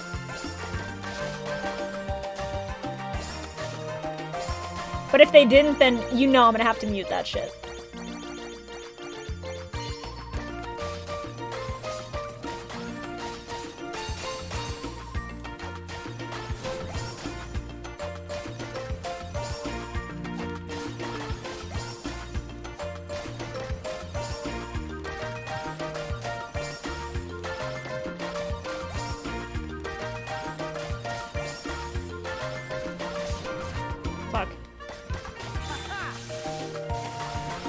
Thankfully, no Let It Go in the run, yeah. My hands are cramping up, which is not good.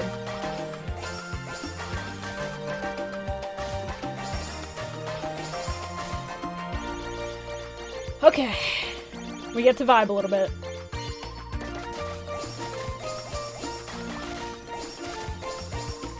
There we go. Alright. Not the best score, but score doesn't matter. The game is made up, the points don't matter, we are just going fast. A third treasure chest. I wonder what the treasure chest rates are in World Tour itself versus in free play.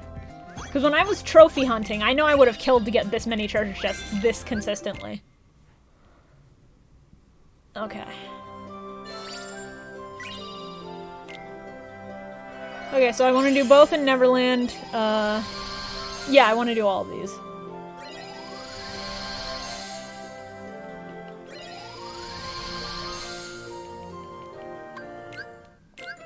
I want to do these anyway, so that's fine.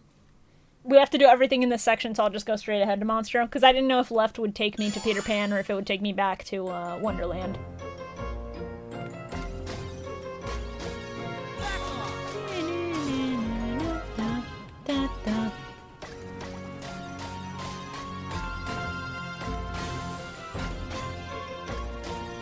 I'll tell you something.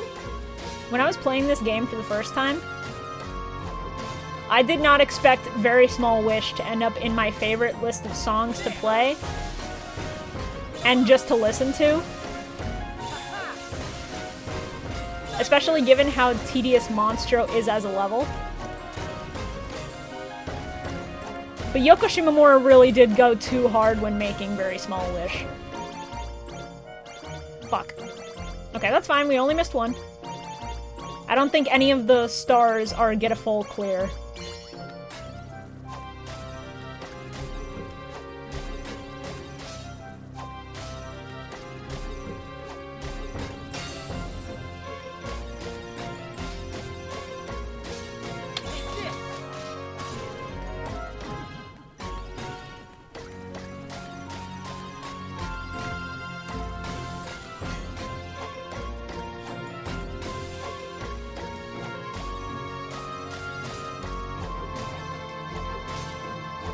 No, but sometimes it's all glides, yeah.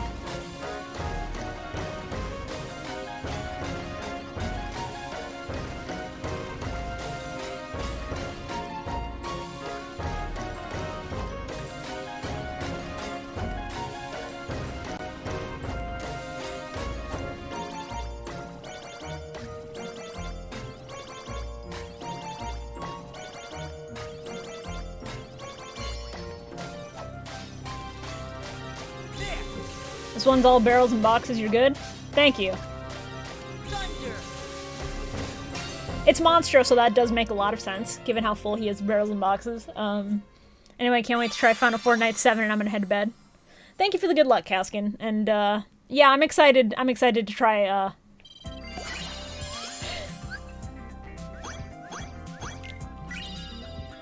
Winner Winner Chocobo Dinner, or whatever they're gonna do with it.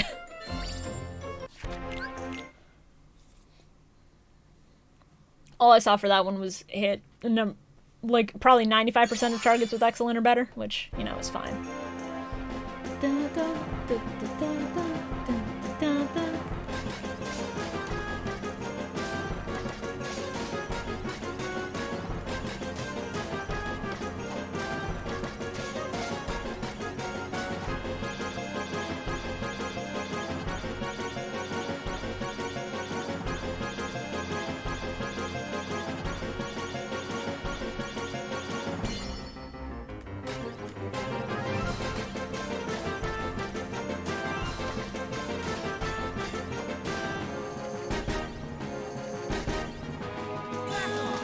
Is Roddy Rumble on the route? You know it is, bitch. I think Vim and Vigor is too, honestly. Like, the ones that aren't necessarily on the route are songs that are more out of the way. Like, I think they cut out most of the 3D songs. Which is good, because they're just longer overall.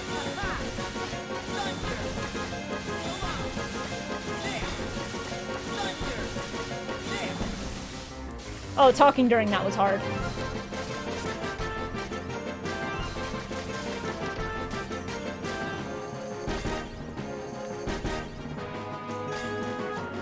I think you really only do Traverse and Trance for 3D, and then the rest you do the Birth by Sleep songs. Which is good, because 3D songs, for some reason, are like twice the length of all the other songs. And overall are just much harder and much less satisfying. So, you do what you have to, but you don't do more than that. Okay.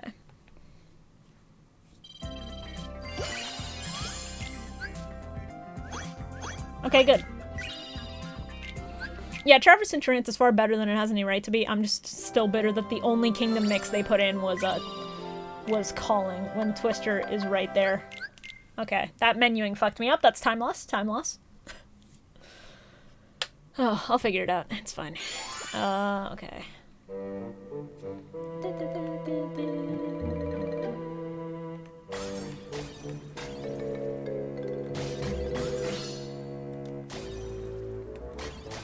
Thunder! Ha-ha! There!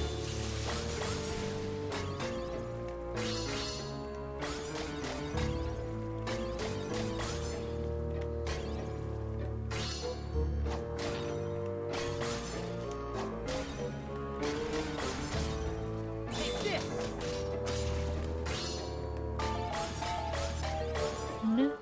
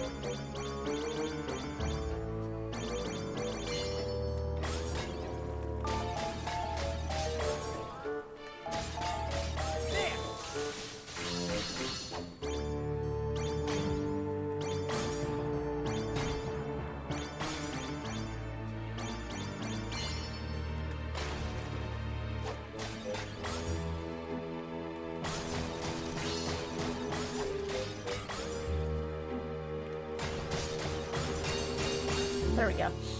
I assume that one was get all boxes and barrels as well, because, you know, pirate ship. Specifically, KH1 hook ship.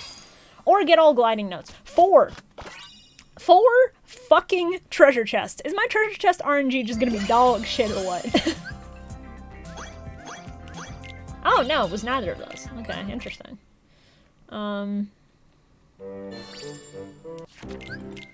Alright, Pirates gig. Time for the good shit. Why is my phone going off now? Not now, phone. You stop that. Some randos calling me. I'm not here for it.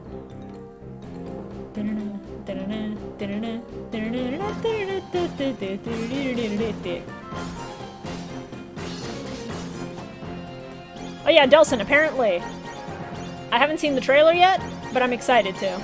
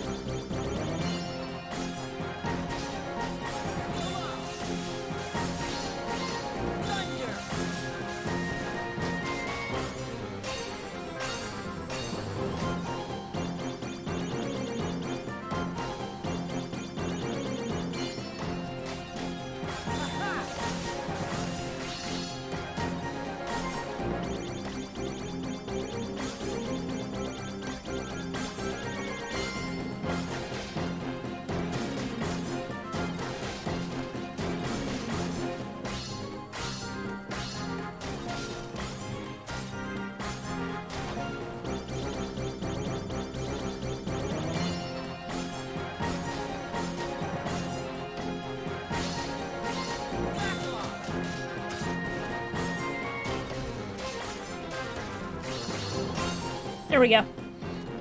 Alright, good shit. This one is going okay. And then I have to do both Olympus songs, which I think if I go up, it'll just send me straight to Olympus.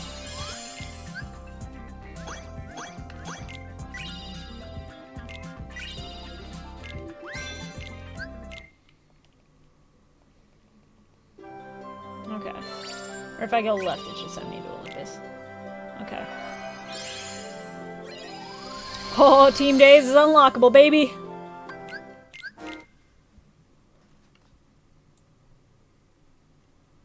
Let's go.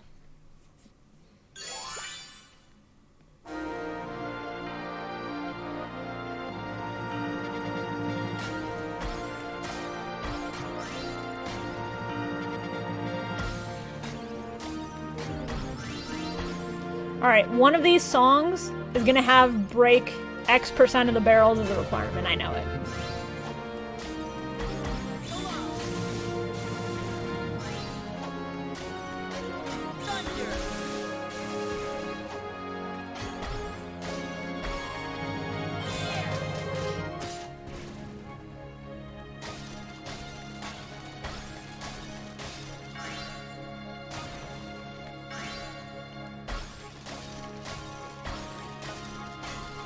The floating lanterns in this map still kill me. It's been how many months since it released, and that's still one of the best details in here, because it's so dumb.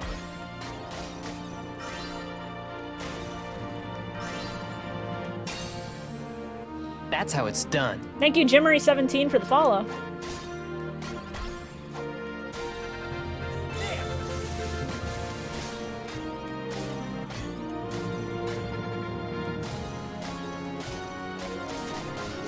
Fuck.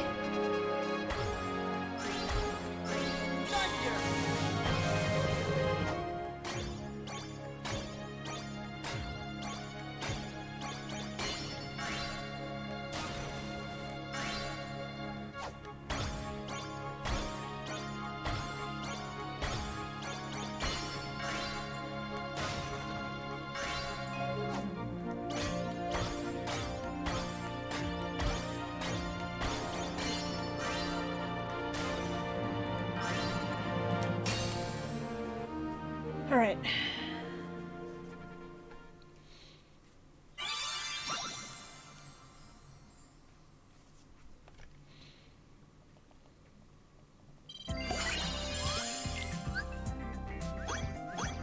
Yeah, break all barrels and boxes. I knew it. Okay.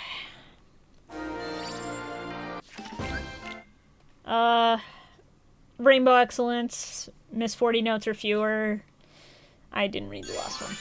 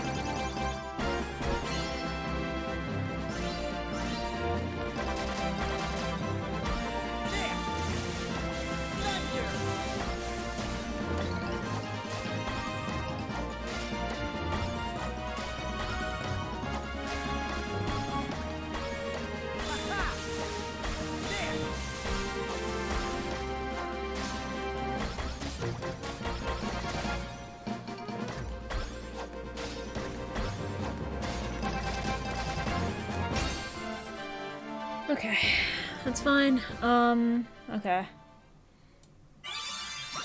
We've done all the Monstro stuff, so we go straight to Hollow Bastion. The only song in Hollow Bastion we do is Hollow Bastion, and then it's Ansem. And then we can do Team Days.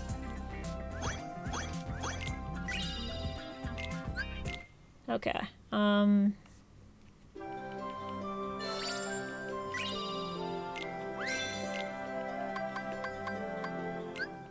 there we go. Yeah, that's much faster if you do it from Monstro, so I need to figure out routing on, actual arrow presses. Because I'm using the arrows instead of flying to each world.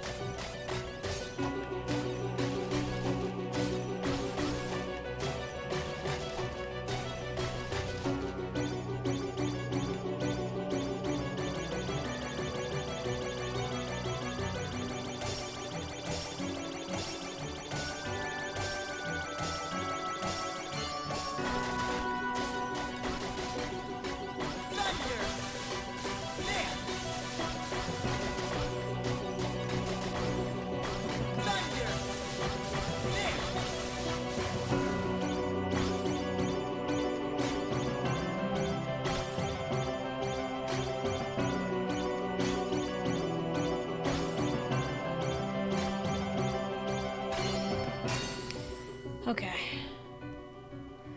Alright, good. And then we go directly to Ansem. Do not pass Heartless Sora. Do not collect the Keyblade of People's Hearts. Just go straight to Ansem. Alright, delicious.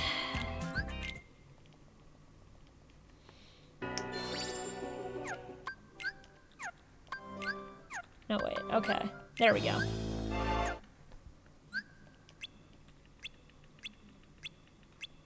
I know how this works, please. We've lost a little bit of time, but that's to be expected on my first run-through. Like, it's some small mistakes. But so far, we're about a third into the run, and it's going pretty okay.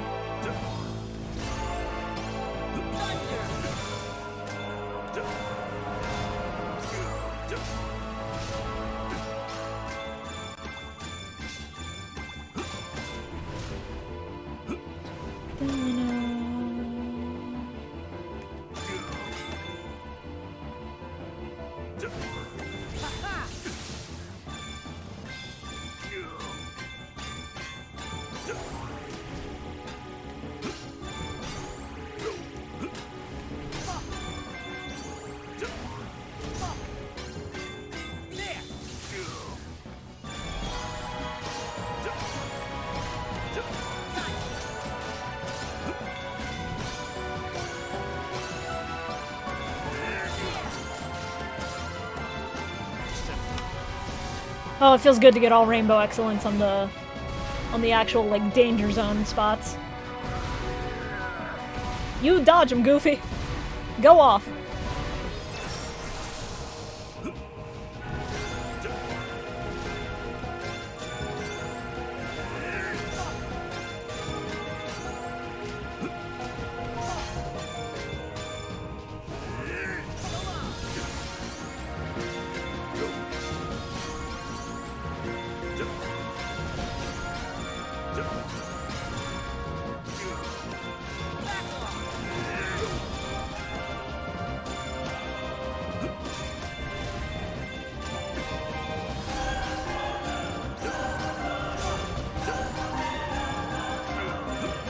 There we go. We're almost done. Oh, delicious. Alrighty.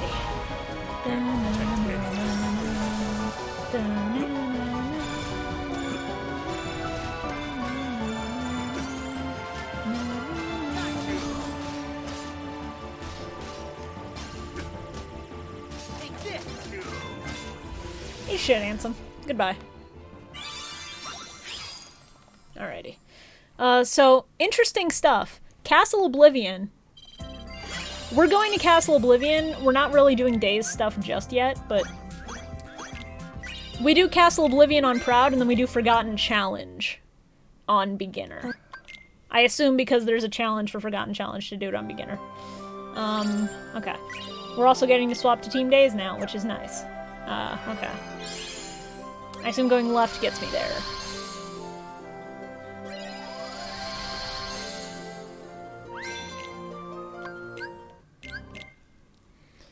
Alright.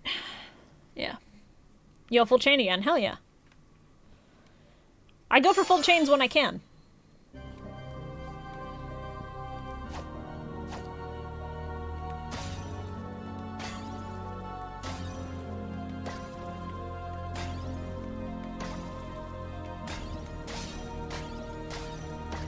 I love how this song ramps up slowly but surely.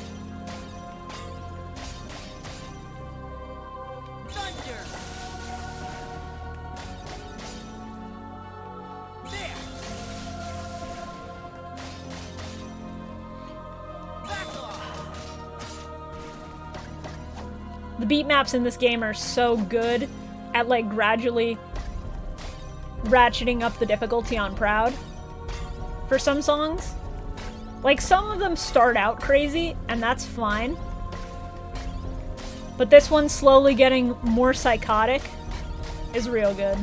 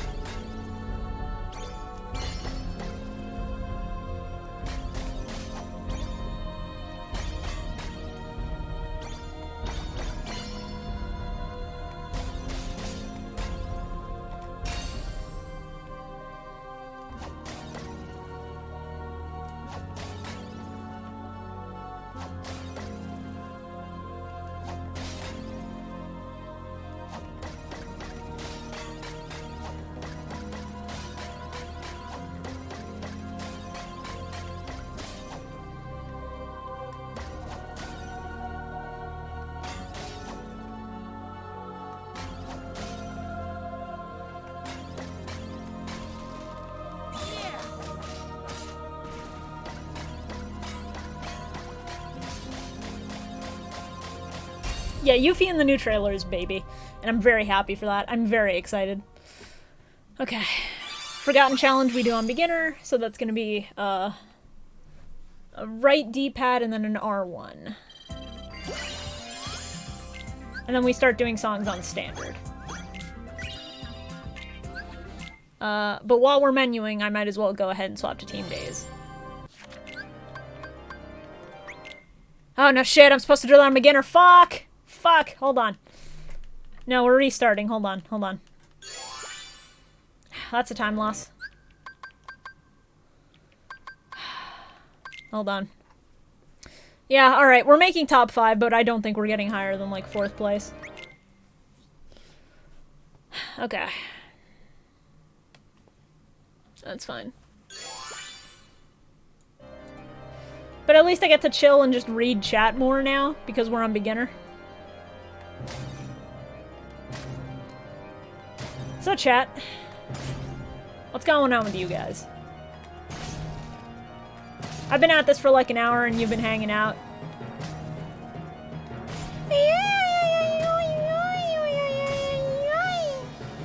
Thank you for redeeming Cherothy noises, Orin.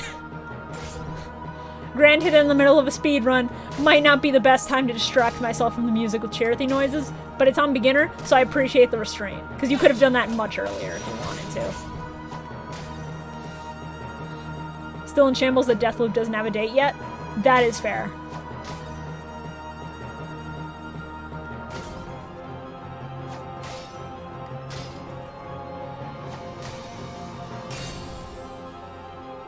Like, I'm still mad that it doesn't have a date yet, and we've seen it at, like, every showcase possible.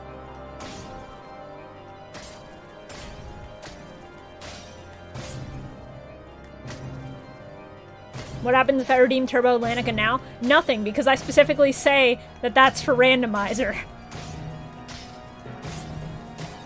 Also, I can't turbo mode on an actual console, dude.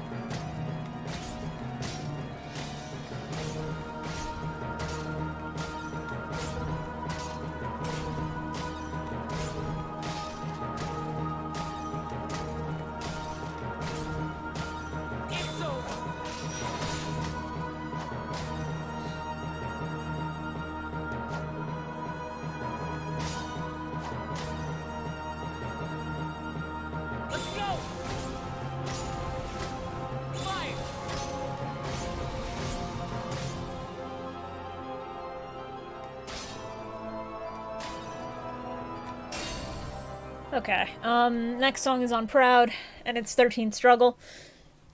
So, people have trouble with 13th Struggle on Proud, which is fair because it's crackheaded, but you're about to fucking witness it, so...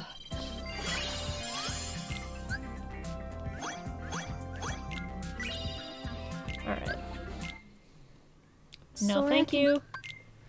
Kyrie, I'm good. Thank you for asking. I appreciate it. Let's fucking go. Alright.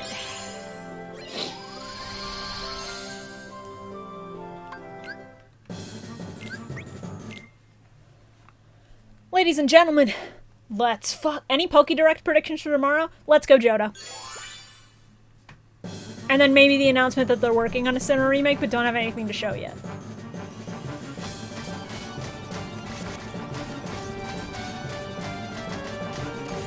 Fuck.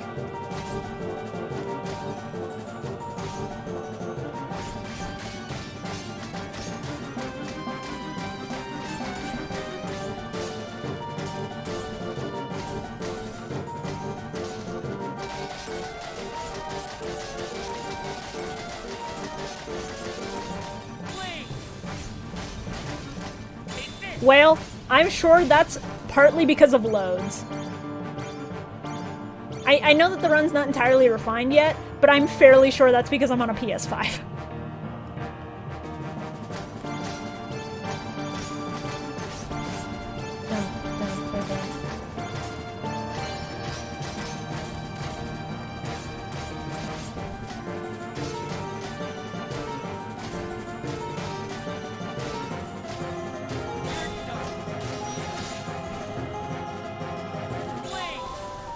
Here we go.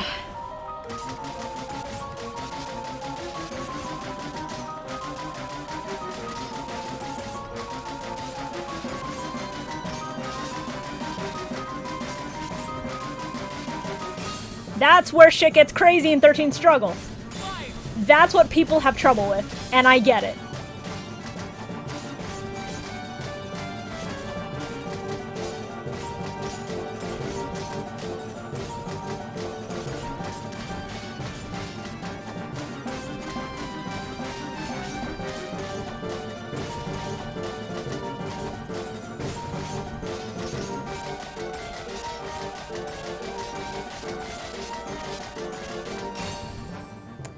That one bit. What is that? 5th treasure chest? Why is my treasure chest RNG so bad? But yeah, the trick with rhythm games is being able to count beats in your head.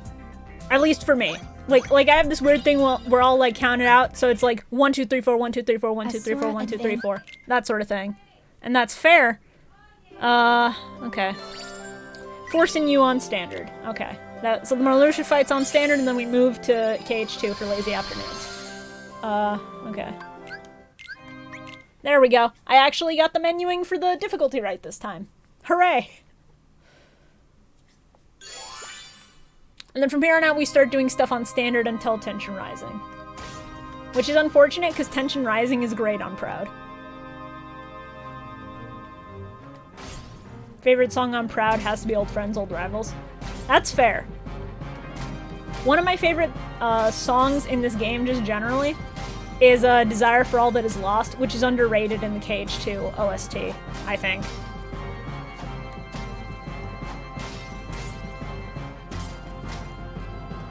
Because it's used in a lot of the Disney fights, and it gets kind of overshadowed by stuff like Rowdy Rumble and the organization fights, which, you know, those songs are good, but Desire for All That Is Lost is a goddamn bop. I need to see if it's actually on the routing here.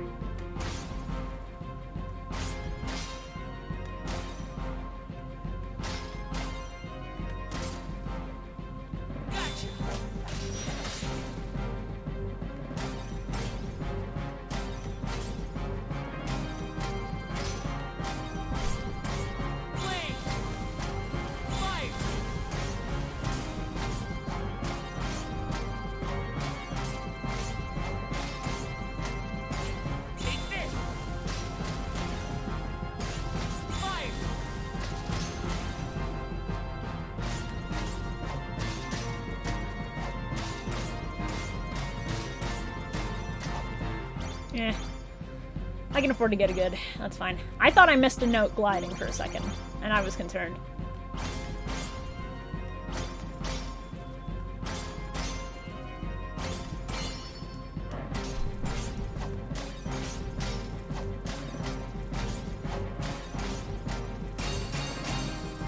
Okay, that's fine. I do that too. Granted, I change the number depending on the BPS. I don't do it based on BPM. 6 chests. Stop giving me treasure chests. This is not a normal run of the game. Please stop. Please stop. I am begging you to stop. Okay. Nominate. Alright, now we go to Lazy Afternoons, and this is where I think I'm, okay. Alright, Lazy Afternoons. Lazy Afternoons and Sinister Sundown. Yeah, like, if only I could have gotten this chest RNG when I was grinding for the Plat Whale. This is nuts. This is actually upsetting me a little bit. Because, like, when I'm grinding for the chest trophy, I'm like, I've done all the songs on all the difficulties and I still don't have it.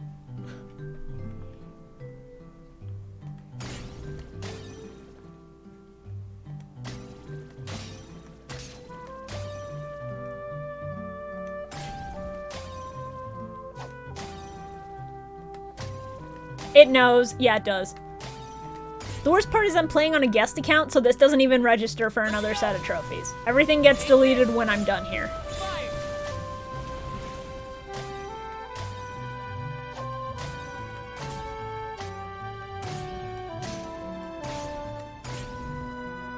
Also, yes, Lazy Afternoons, one of the best songs for a world in KH, period.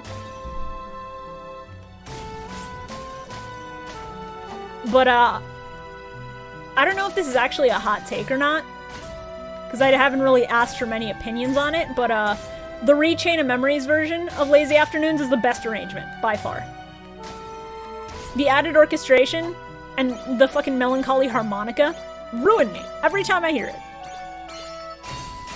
And no matter how much I hate playing through Chain of Memories, I fucking love getting to Chain of Memories Lazy Afternoons.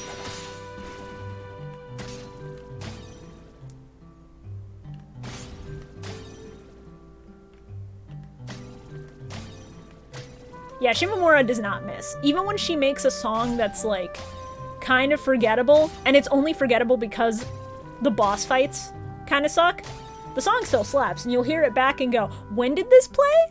Hello? I forgot this existed, but this slaps. Shimomura does not make a bad song. She makes insane songs, but they're insane with a purpose. Like Master's theme, that's crazy because he's crazy. There is a reason for it. Okay, so Sinister Sundown is next. So, another 7 chests. Stop at 7. We're at the Kingdom Hearts number. Please stop. I'm begging you. I don't need any more than this.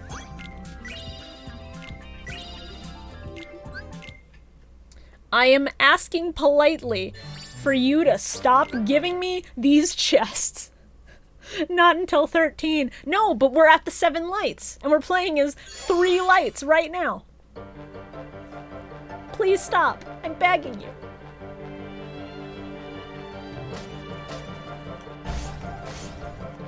It's over.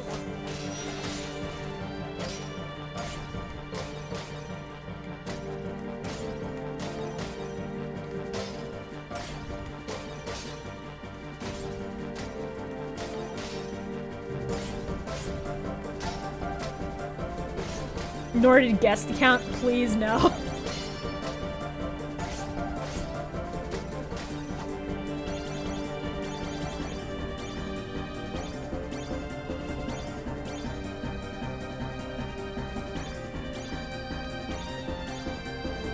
Is the MoM theme actually in the movie? I don't know if it is. Cause I don't really have any interest in watching back cover again anytime soon. But if it is in the movie, I don't fucking remember it. I would have remembered hearing something so crackheaded.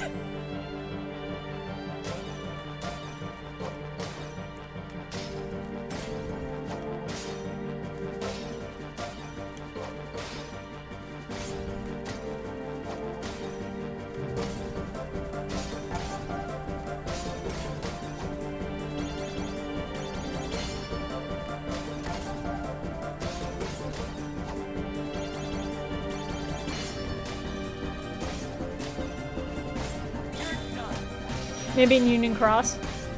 I don't know actually. Because I watch the Union Cross recaps when they're fan translated, and then in English I skip them.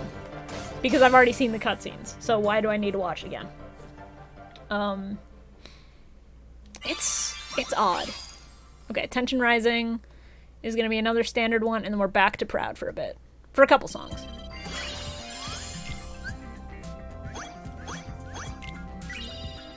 Oh, speaking of Masters, there he is. Look, chat. It's him. It's the bad guy. Anyway, here's Tension Rising.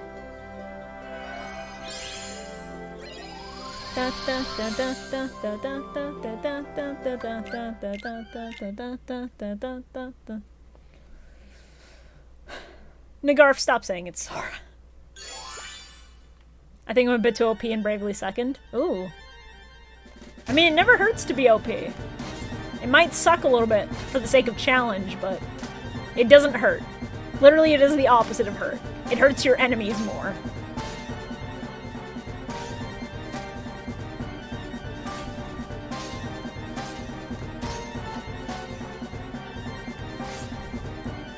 Yeah, Nagarf, same. That's why I hate that theory and I want it to be wrong.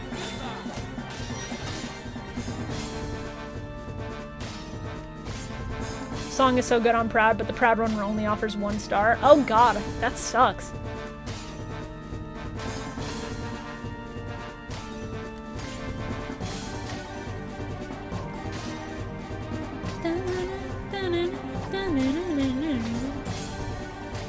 Yeah, this beat map on Proud is real good.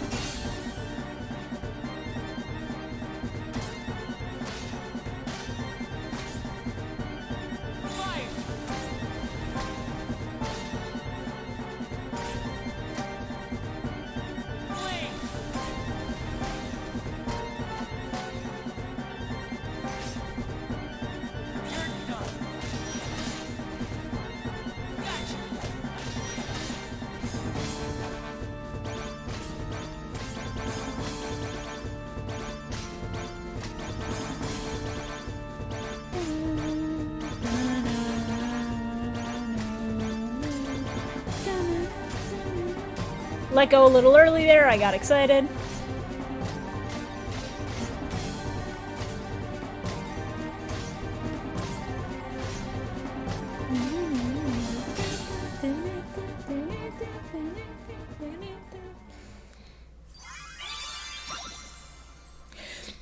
Chat, stop asking for more chests, I beg of you. The treasure chests have become too powerful and I need you to stop.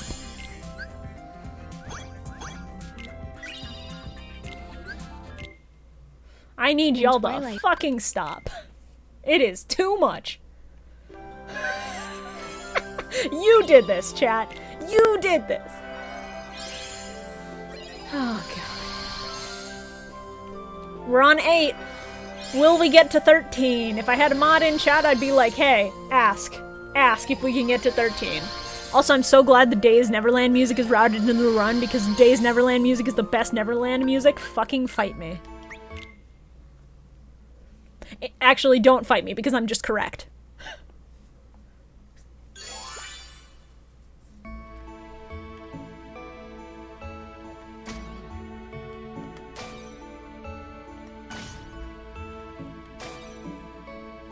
I will block the chests with the power of dabbing mushroom with sunglasses. Oh, thank you. Yeah, fighting away is so good, dude. Like, Ruler of the Sky might suck as a boss, but that fucking song is so good.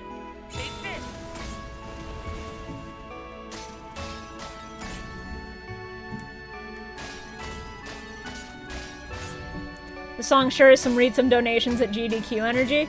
Yeah. And it's interesting, because doing a rhythm game at a GDQ would be funny, because the run is so static and there's so little that could go wrong aside from menuing and bad chest RNG. But I feel like the chest RNG would also be like, for every chest that appears at the end of a song, I'll donate $10. Match me if you want.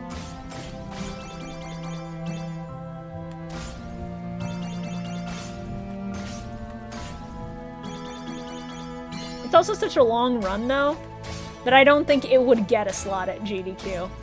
By virtue of just being a rhythm game. Like, it'd be a consistent run, sure, but there's music they'd have to worry about over getting DMCA'd.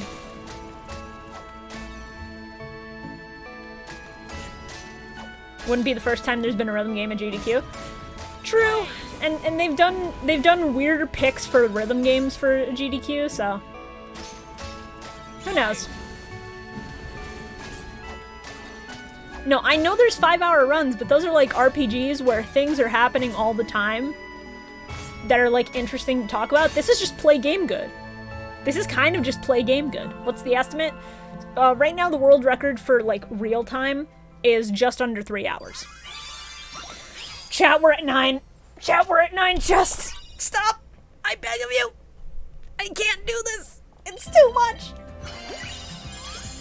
I need y'all to stop. Where was this chest RNG when I was grinding for the platinum? Ah! Ah! Oh god. Alright, time for working together. Listen, you gotta be specific about good RNG. Alright, Secret of Neverland is where we do standard, which is a shame because Secret of Neverland Proud is raw.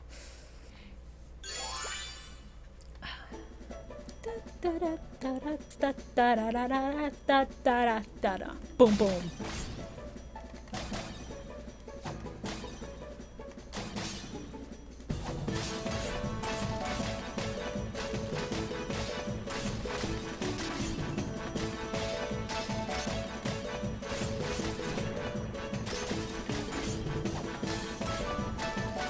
God, I haven't done working together in a while.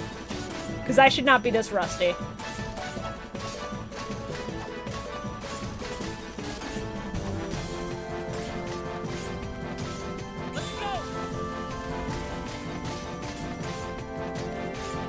Best battle song? I'm sorry you disagree. No, it's not bad.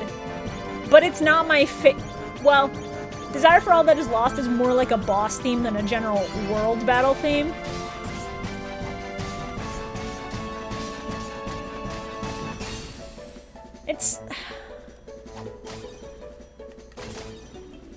I'd have to have a list of them in front of me so I could compare. But working together ain't bad.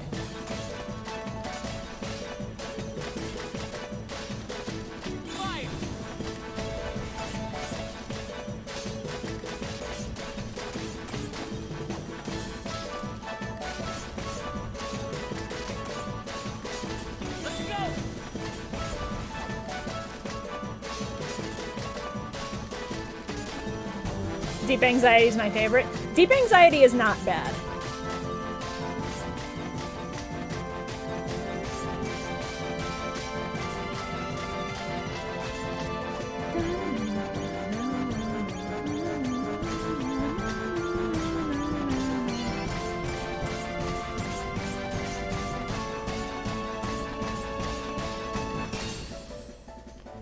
When Mom comes to PC, I want someone to make a rando that has all the songs randomized and name things like Bio-Rocks is his favorite song or Try Hard Versus.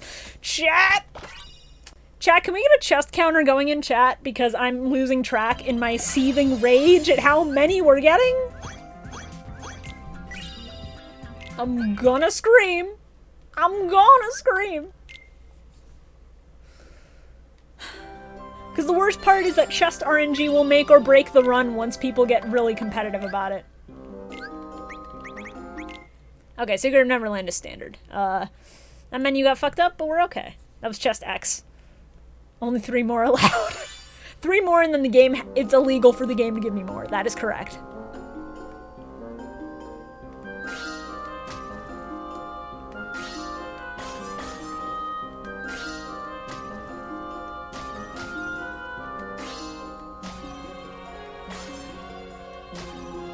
How are you just jumping to world so fast? D-pad. That's something you may not realize when you're playing casually, but the D-pad just teleports you to the next world in that direction, even if it's a little glitchy. Sometimes. Fuck.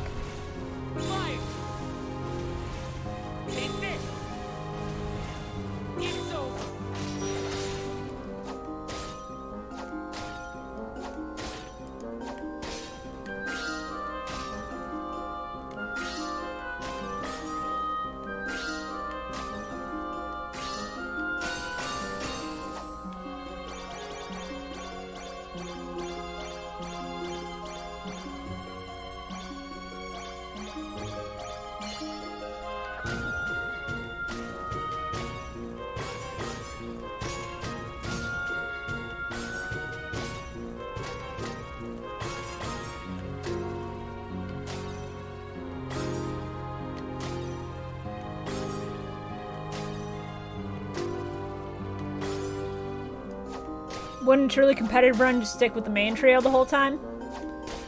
Maybe, but I'm tired of seeing Team Classic after the trophy made me grind them to level 99 when I really didn't want to. And Sea Salt Trio are my kids. And it's 1 down press of the D-pad and 1 press right. It is not that much of a time loss.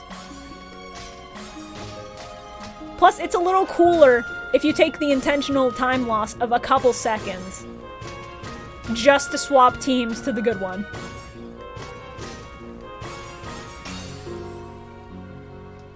Like, this is also my first time playing, so I'm sure I can save frames somewhere. God damn it!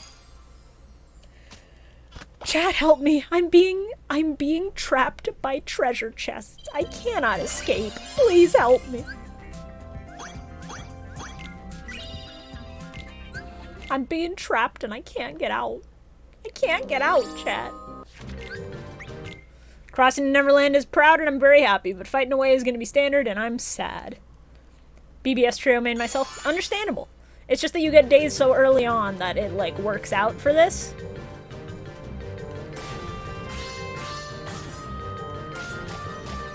So chat, how does it feel for us to be halfway through? More or less.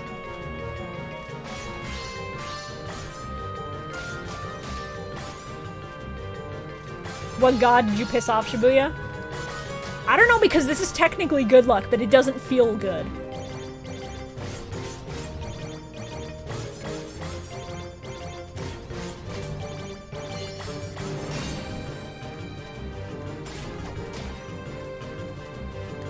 Wish I was being inundated with treasure IRL. Correct. That maybe then I would find it worth it.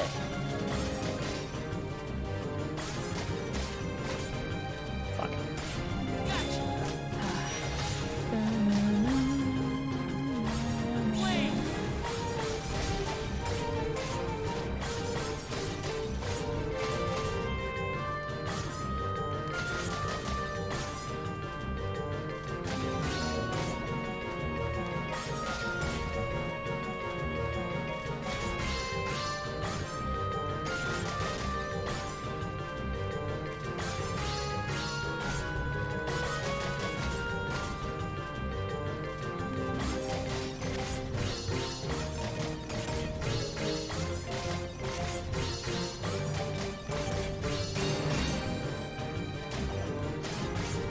Fun fact, I'm gonna get the trophy for beating a 19-hit enemy right here.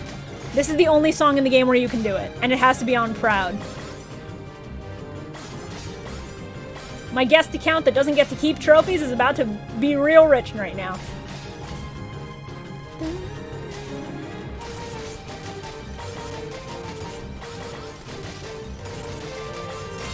Fuck. That's fine. That's fine. No chest! We made it, gamers. No chest. Okay.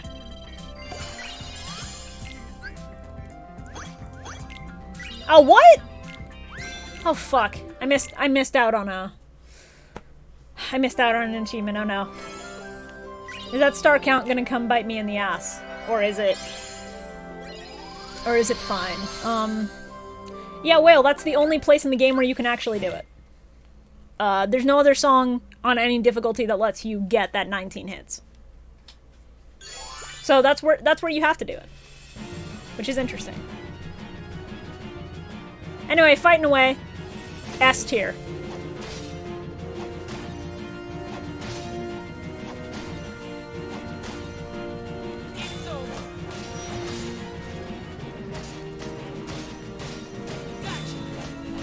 Honestly, I'm surprised Sonic never had a DDR licensed game of his own in the early 2000s.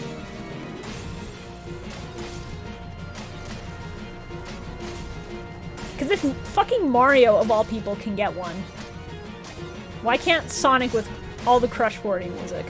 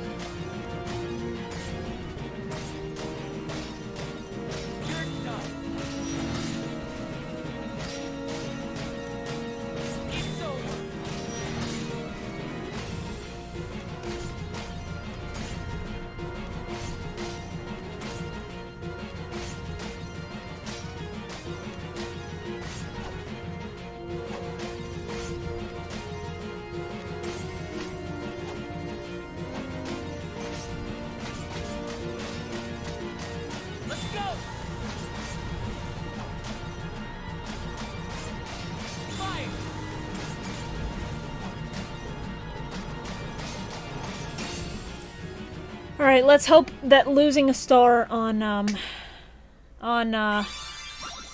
Crossing to Neverland didn't fuck me over in the long run. Does speedrun have to do the super bosses? There's no super bosses in Melody of Memory, but you have to do boss fights because it ends on the last Xehanort fight as soon as it says cleared on screen. So you don't have to take the optional paths, you just need to get your star count high enough.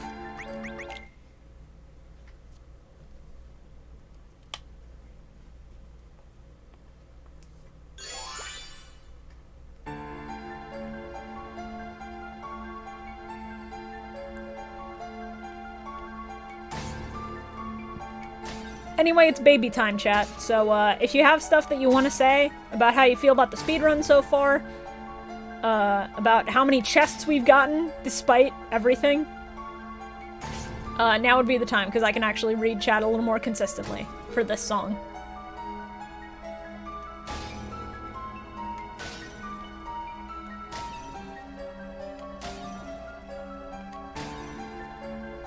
Yen Simps Tower. God.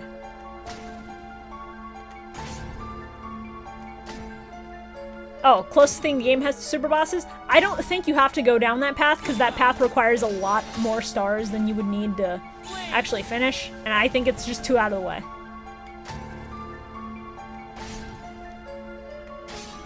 I want to attempt the speed run, but I'm pretty sure my PS4 vanilla would fly away mid-run. I mean, people, from what I've seen on the leaderboard, people have done it on a vanilla, and the game isn't that graphically intensive. It's just, you know, you have to play consistently for like 3 hours. Oh, what's my favorite FF / Bravely Default job class? I haven't actually played an FF or a Bravely Default with the job system, so I couldn't tell you, like, gameplay-wise. But aesthetically, I love Dragoons, and I love, like, the idea of red mages. While you were busy studying the blade, I learned to read, and then I learned how to destroy you with what I read. I just think that's really neat.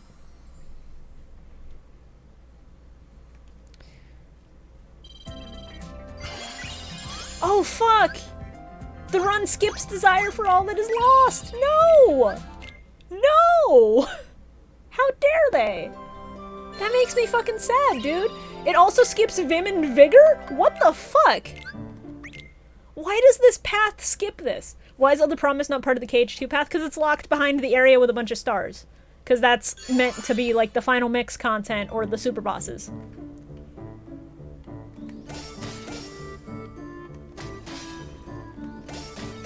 Elder Promise is locked away along with One Winged Angel and I forget which other song, but there's 3 back there.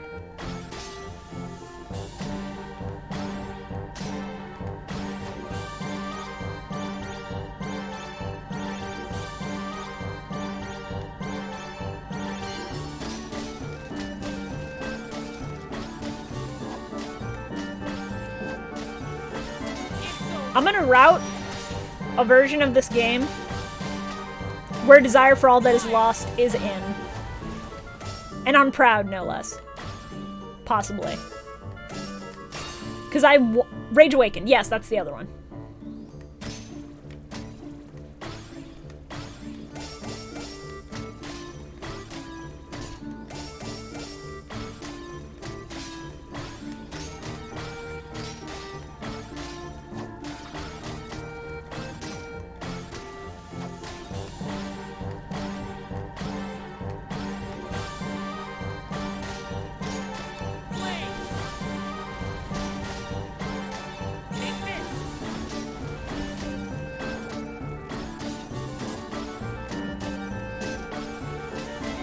Also, I believe I full comboed Rowdy Rumble first try. Yeah.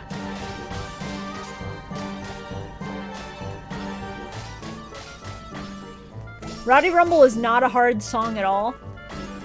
And it's very memorable, so you remember how the song goes. You remember how the notes go. You know how that works.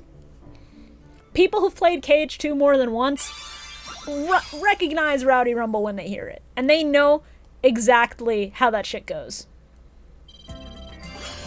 Okay. Speaking of, Rowdy Rumble is also routed out, and that's really upsetting to me right now.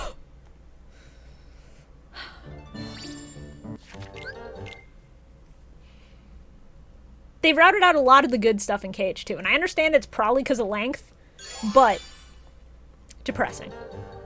Also, Union Cross? That's fair. I normally play Union Cross with sound off, because I'm, like, listening to podcasts or whatever while I play it.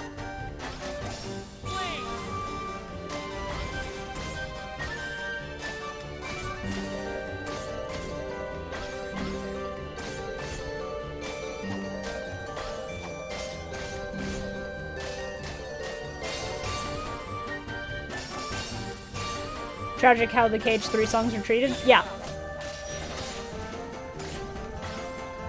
Though the fact that this also came to Switch, and the fact that this was being developed around the same time as KH3, makes it a little more forgivable. Like, it's a shame, but I don't think the graphics for KH3 would have run on Switch. Especially if you do it like this, where it's a full track. Like, I'm pretty sure the reason KH 1.5 and 2.5 hasn't come to Switch, despite probably being able to run fine, is because then the expectation is there to put 2.8 and 3, which includes 0.2. And I don't think those will run on Switch. At least not on a vanilla Switch.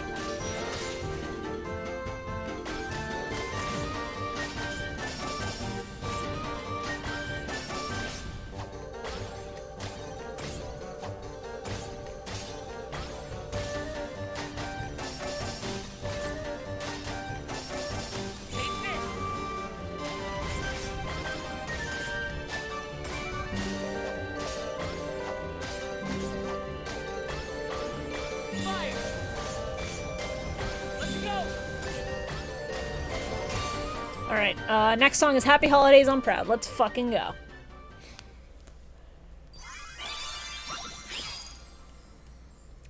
Chat, what is that, chess 12? The game gets one more and then it legally has to stop.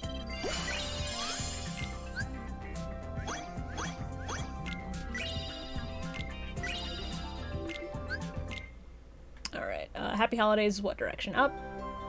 Okay, yeah, up left.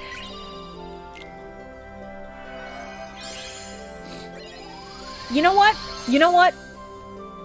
Fuck the routing. I'm gonna go for Desire for All That Is Lost.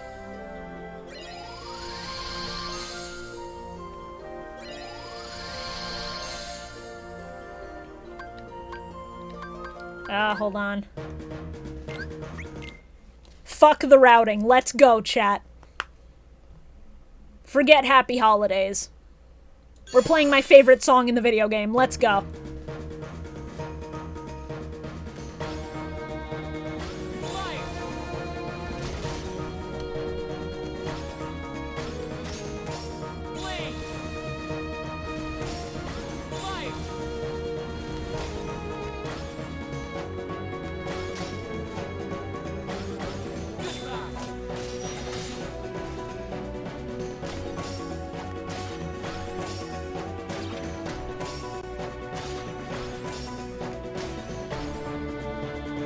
Yeah, Christmas is canceled.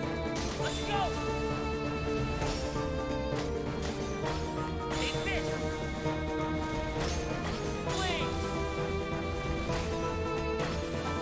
Yoko did not have to go this hard on the piano, but she did. And we should be grateful.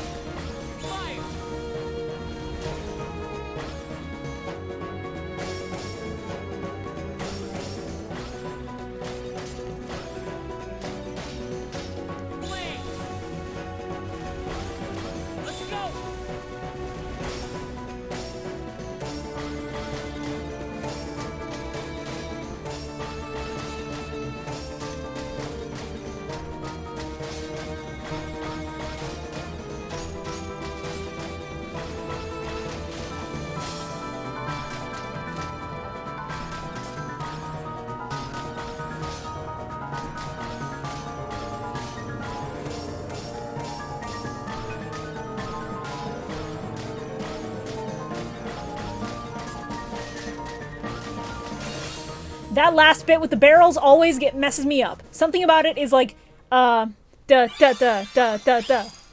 And I can never get that right. Or at least it's always difficult for me to get it right. But hey, we did it, chat. That's why it's routed out. God damn it. You know what? That's fine. We'll lose another star. We'll make it up with an extra song if we have to. Lord knows there's plenty. Monochrome Dreams is proud, thank God. Okay.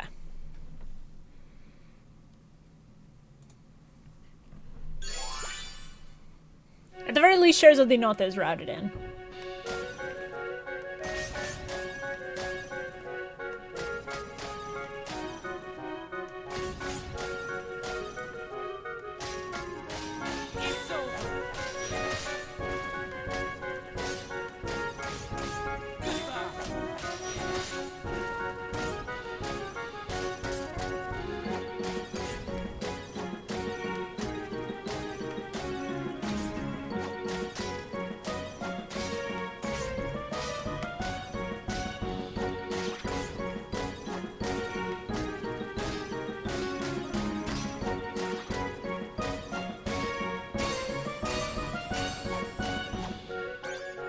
Would have liked if Team Classic were in their Timeless River forms for this. Yeah, if Team Classic actually changed with the worlds, that would be great. But unfortunately, he can't do that.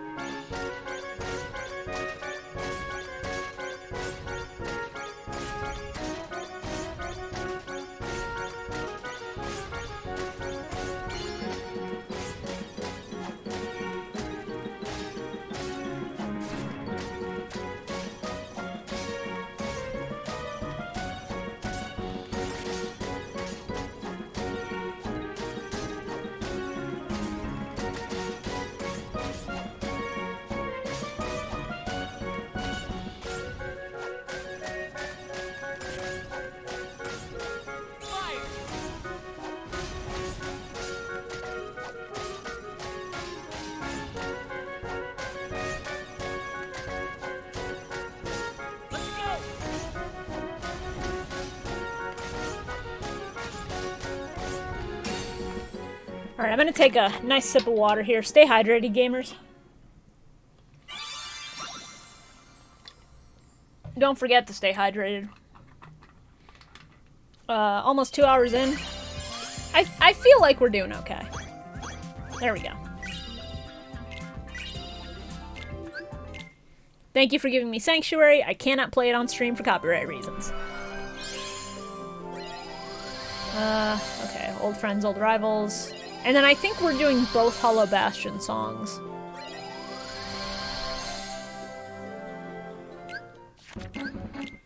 Alright, time for another bop. I know some people in chat really like Old Friends, Old Rivals, which, good taste.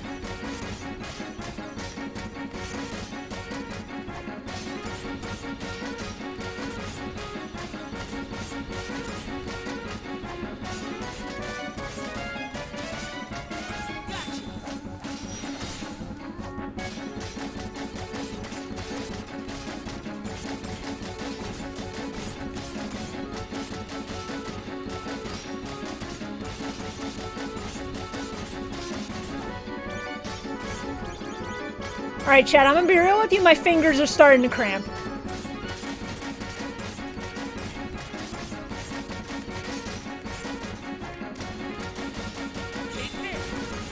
I hope some standard and beginner songs are coming.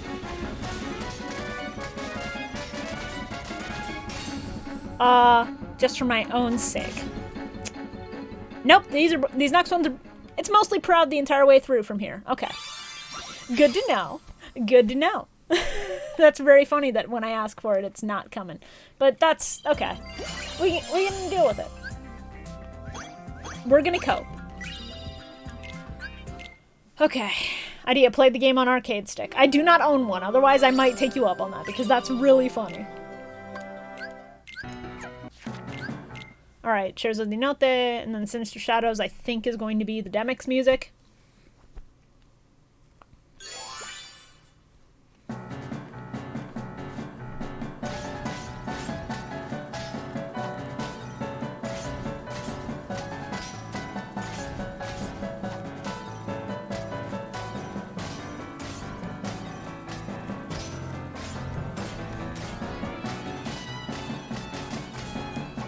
Need that arcade button ASMR.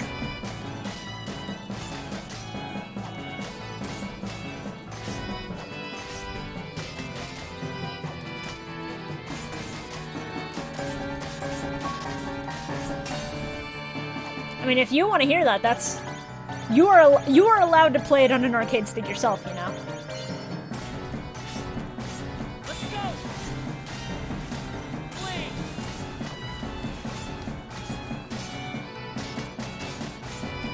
Thankfully, this one is a little more chill, aside from these guys.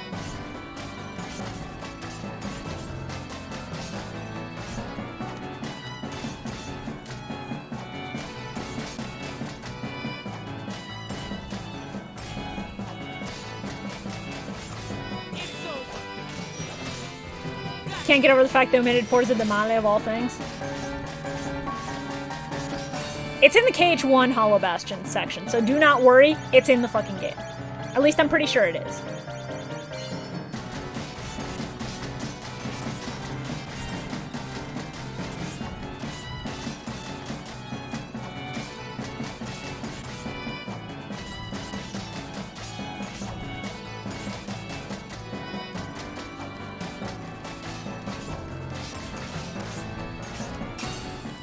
Can I also just say I love that because jumping is a mechanic in this game to dodge and to hit extra notes. Well, that's it. The game is forbidden from giving me any more chests. Anyway, what I was saying. I like that the game, forcing you to jump as a mechanic, gives the jump noise an actual place within the beat of the song. Because, like, the negative space of the whoosh for the jump works really well in places. And it makes me very happy for it to be so satisfying. And the fact that the jump speed differs depending on the beat of the song, like higher BPM, you'd fall faster.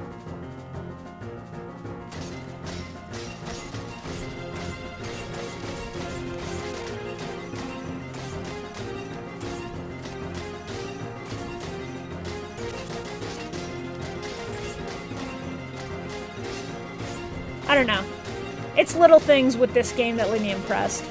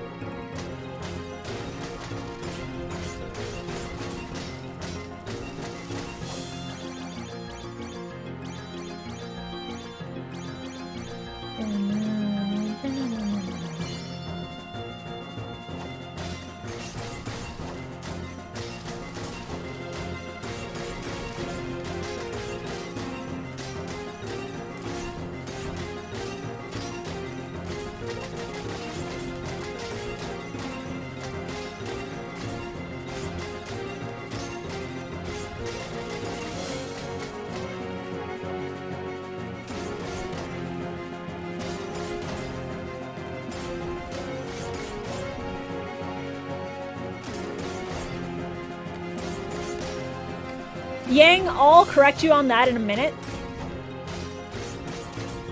Because it makes sense for the Space Paranoid's Heartless to be here from a story perspective.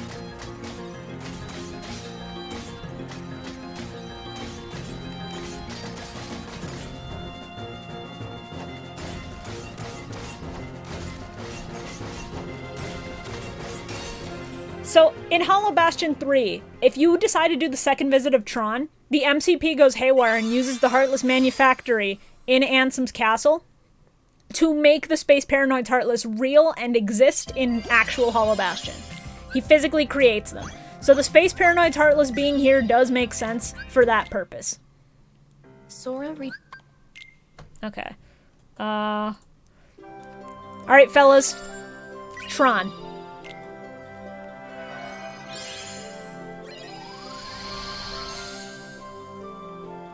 We get to do one song from Tron, and I don't think it's... Actually, yeah, Bite Bashing sounds like the fucking...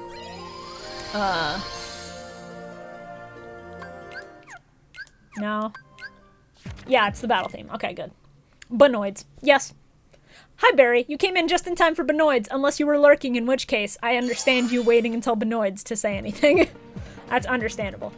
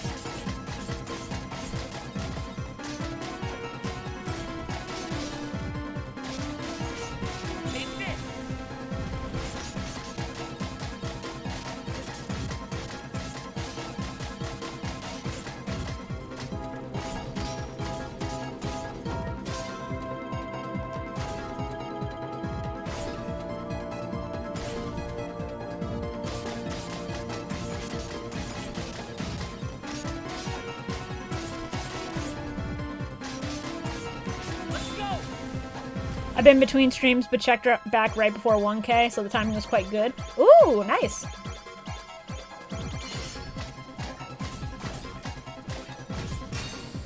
Alright, okay, after Bite Bashing is Sacred Moon. So unfortunately no 13th Dilemma, I think is the name of it.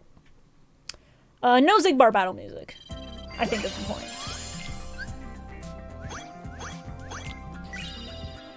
Alright. So, Sacred Moon's gonna be up.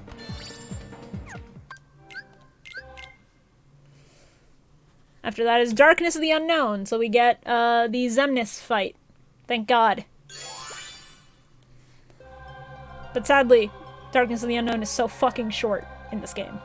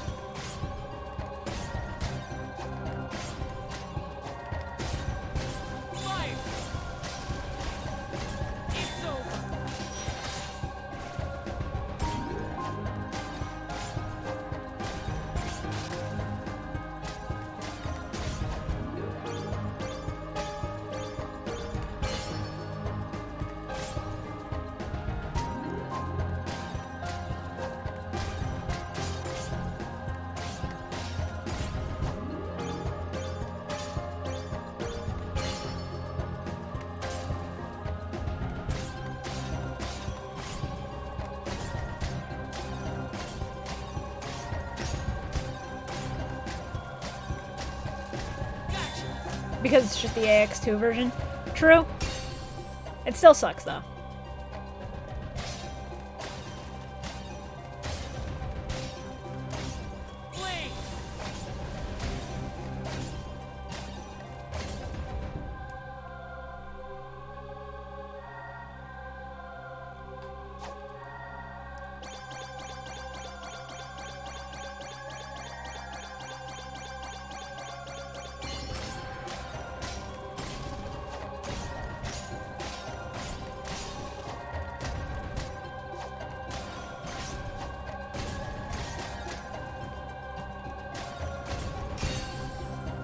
Oh, and the fact that this map ends at the very top of the castle by Kingdom Hearts is so good. The game is defying me and giving me more chests when it is not allowed to. Chat, we're at 14. The fucking game has defied me. Please help. I'm being held captive by bad chest RNG. So anyway, I started blasting. I started doing Reflaga.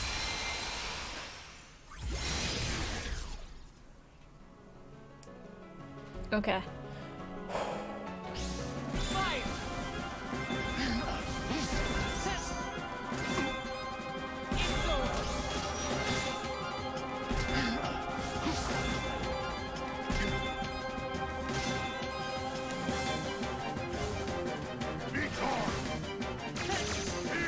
Yeah, I've gotten 14 chests in this run, which is so bad, dude.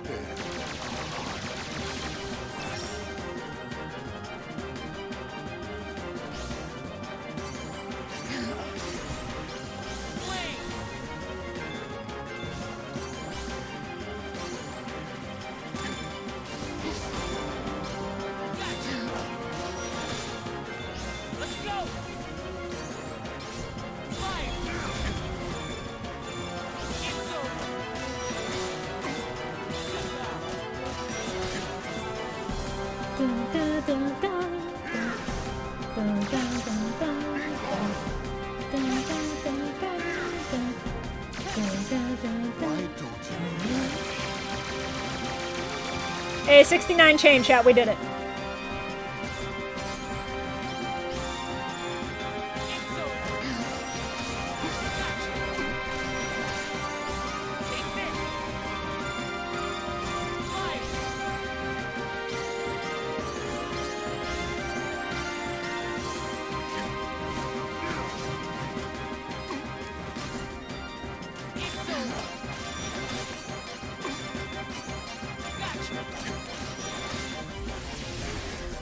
So anyway, I did in fact start blasting, and then he died. Thank God. Okay.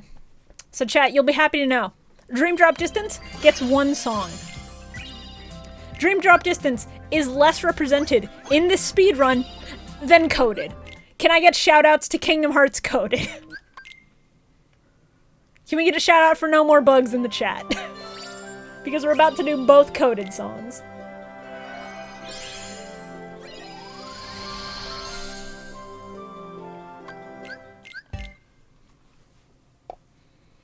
Coded raw. A little bit. Not entirely, but a little bit. So we do BBS then? Yeah, we're going the BBS route. Because BBS songs aren't like 3 minutes each. With a loop that's so awkward and long that it would actively shave years off my life if I had to speedrun it fucking constantly. Because for some reason, every other game, you get like a 1.5, 2 minute loop max.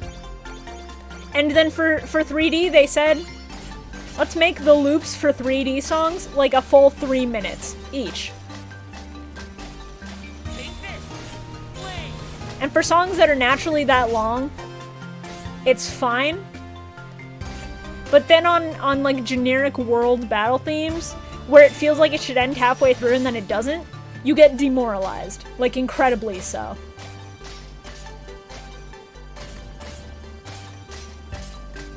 Yeah.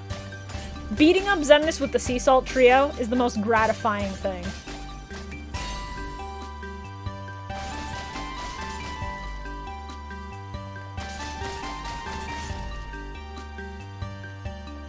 Rip Xemnas calls a death blast. Correct.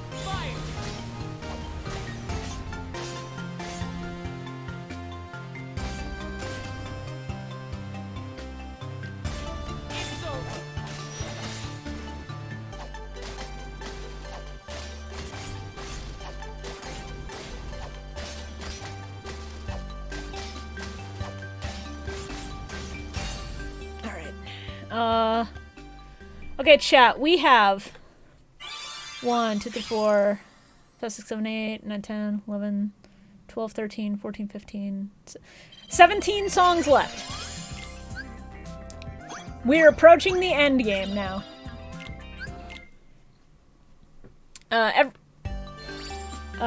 All songs are still going to be played on Proud, but we are, like, within striking distance of the end now. It's kind of wild, to be honest.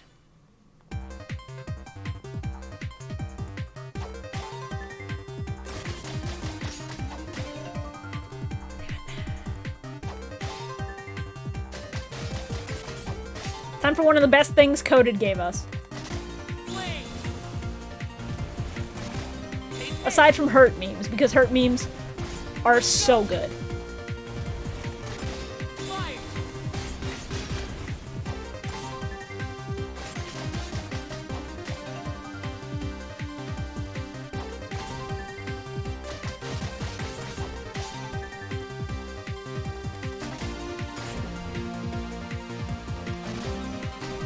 We talk shit on Coded, but the song slaps. Yeah, no. Like, here's the thing. Even when the story misses, the music don't miss.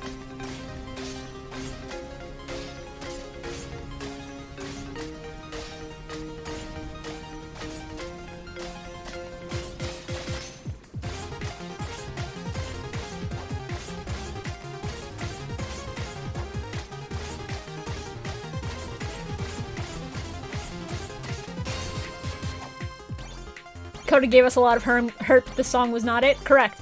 This song was not hurt. This song healed me. Watching Feels DR VODs and him calling Genocider show Gex after watching Dan and Bob play Gex turned me to stone. Don't worry, someone commissioned Genocider Gex as their icon from Zorro Fab.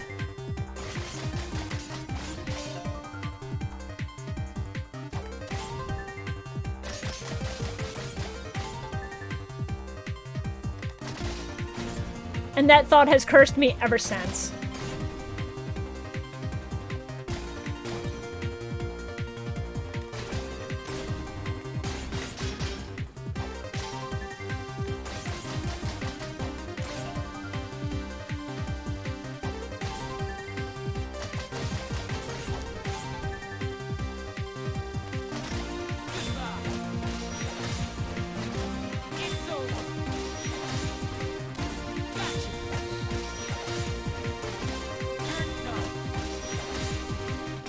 Alright. Okay.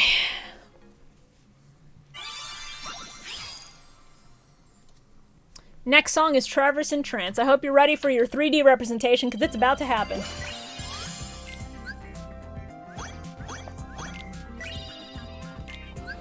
Blink and you'll miss it. Oh. A strange... Time lost because I drank water at the wrong time. You hate to see it. Okay.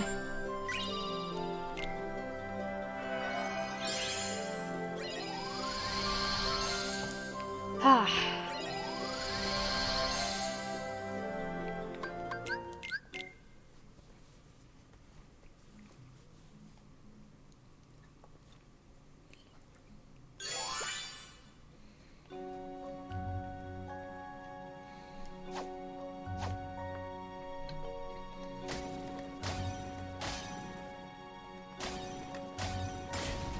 Are you speeding, son? I'm trying.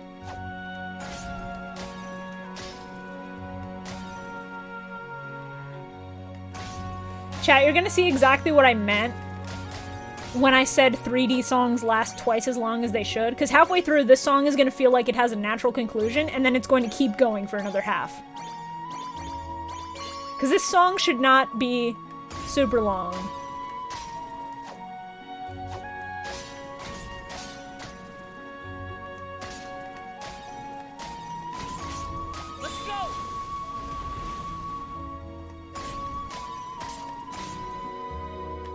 The song is just too slow. I mean, Traverse in Trance is more of a chill song, so I get it. But...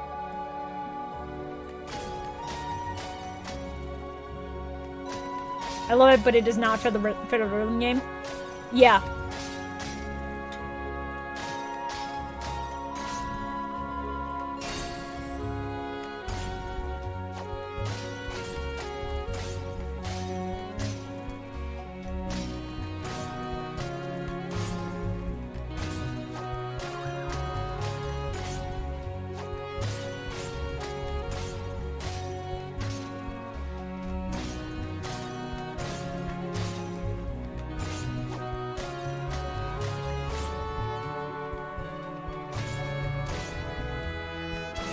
Okay.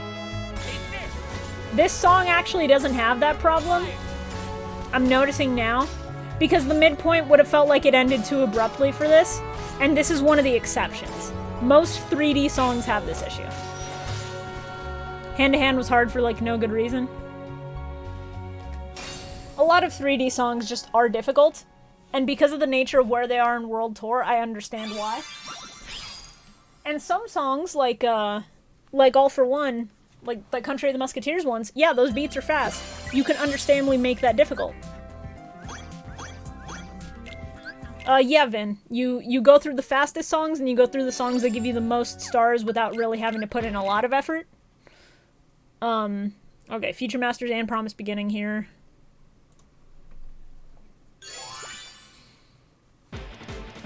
I have a guide that tells me, like, what routes are fastest, but at one point I said, fuck it.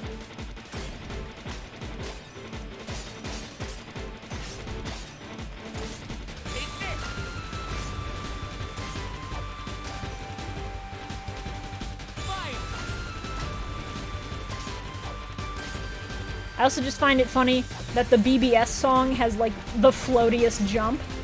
Which, it's because of the tempo of the song, but I think it's very funny that that ended up being the case.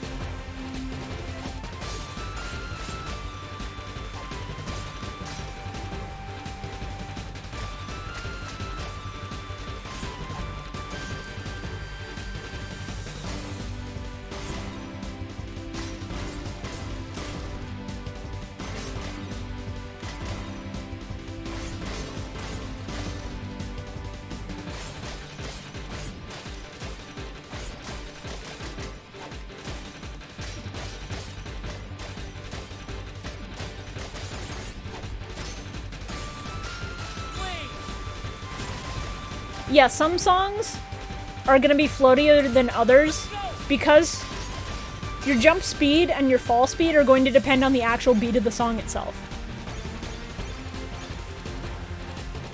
Like that's a thing that dynamically changes.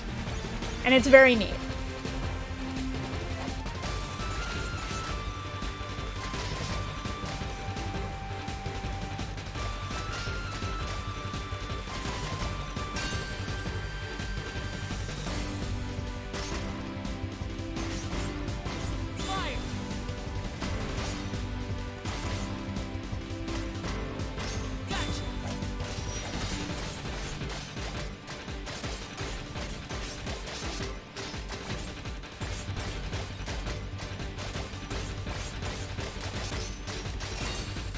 How you feeling about the Union Cross news? Bittersweet, actually, which is not what I expected to be feeling at it. But, like, I did not think Union Cross would end after 5 years. I thought they would try to keep it going. And I do appreciate that they specifically have it set so that they're doing an offline mode for people who still want to experience the story. But I'm wondering if it's purely because the story is done, or because they stopped getting as many VIPs and, like, payments as they did in the golden days. Because the VIP stuff got really bad in the past, like, 2 years.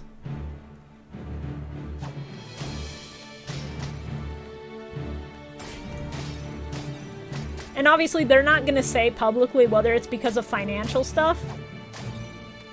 But I'm glad Nomura got to tell the story that he wanted to tell through Union Cross.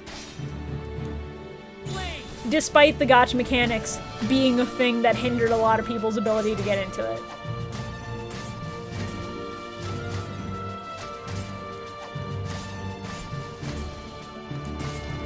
They need money to keep it going, I imagine. I mean, that's true. But there are people who buy the $15 VIP every single week, and have done for years.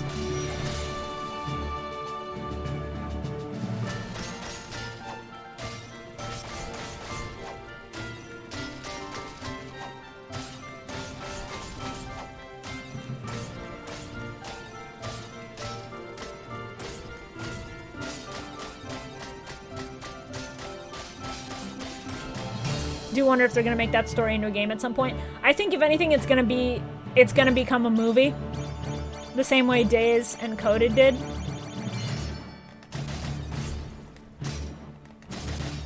Because there were lore reasons for your key kid to have medals. That's an actual thing that's explained in the universe.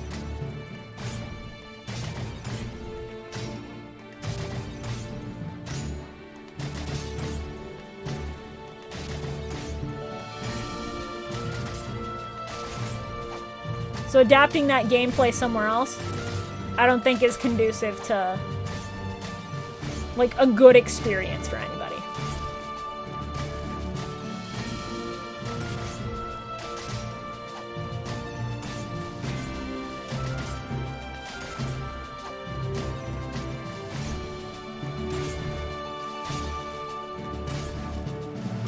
Still sad about No Days HD. Maybe someday. Maybe someday.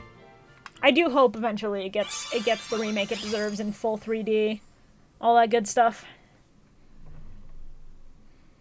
Because Days really is a game that needs a little bit of polish.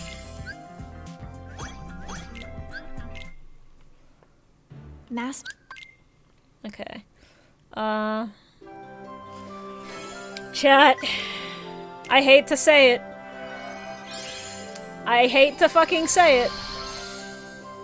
But bitch, Bibbidi Bobbidi Boo is in the fucking rotation. So we have to do it. We are legally required to do it. Also, I'm sorry to say I'm going to be muting all of the parts with KH3 songs. Because if I want this VOD to go up on YouTube without problems, anything from 0.2 back cover or KH3 gets DMCA'd and will be muted on Twitch anyway.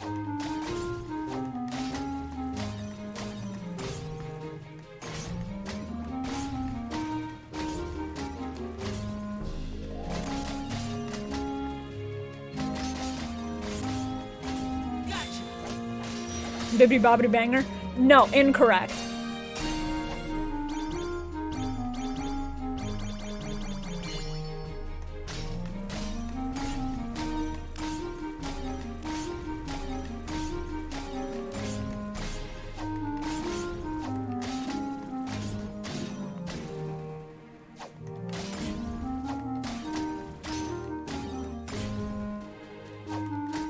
BBS Bibbidi Bobbidi Boo always makes me go slightly insane, and I don't know why. Maybe it's cause it's the same MIDI loop for so long.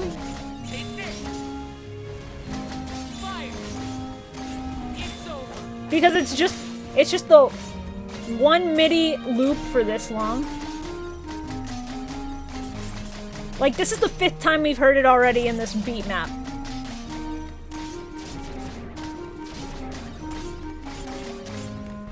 I think I fucked that up. I don't think I'm getting all the stars for this, which is so unfortunate. I feel like I'm dissociating back to command board.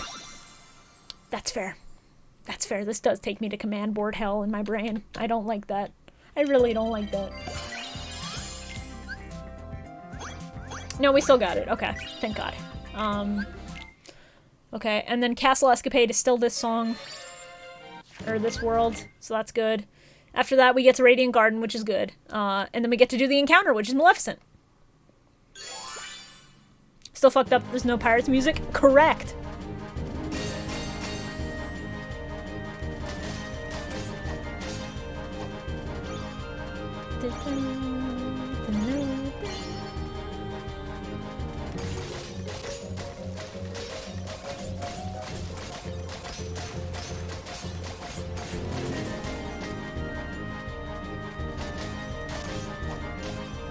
Bibbidi Bobbidi Boo, more like Kino Raw Goat Swag? No. Incorrect. I'm sorry. That's false.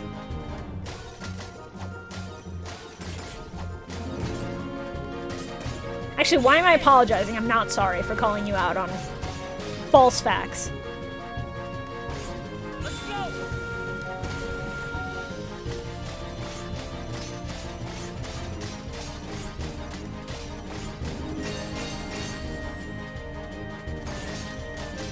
What I'm sad about is that Macau Cow's not on this run, which is the Deep Space Battle theme.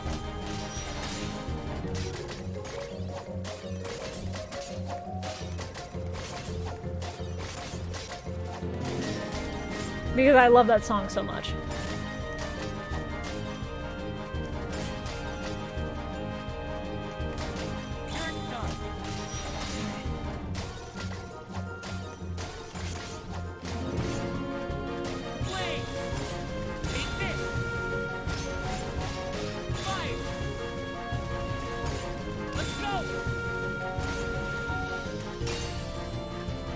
Okay. Okay, after Castle Escapade is Radiant Garden. Stop! Stop giving me treasure chests! This is the worst RNG! Oh, we were doing so well. We had like a 20-song streak without any? And then the game said, no, it's been long enough. Enjoy more slow shit. Okay. So it's Radiant Garden, then Black Garden, which is both in there. And after that, we do the Maleficent fight. Because we should have enough stars. If we don't have enough stars for the Maleficent fight, we do Macau Cow anyway to get them. But otherwise, I think we're good. Because we did miss a couple stars and fuck up in other places. What songs are in the speedrun route? I'm going to be posting the list I'm using when I'm done. Because it is a guide on speedrun.com on the MoM page. What songs are in the route from here on? The battle theme for BBS Radiant Garden.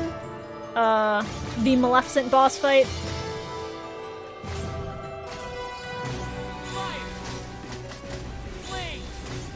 Happy Hair Day, which is the Corona theme. You've Got a Friend in Me and Robot Overdrive.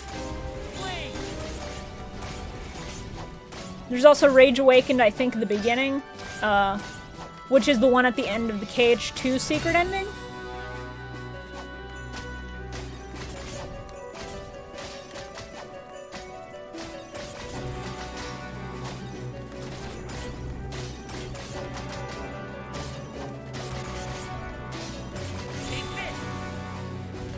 I'm getting distracted. These songs are surprisingly hard. Like, BBS Radiant Garden music is really difficult in this game.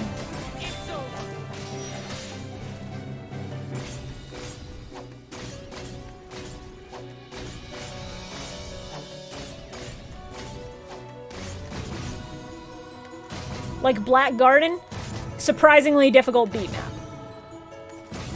Terra's final boss theme in BBS. The Origin? Rage Awakened to the Origin? Really?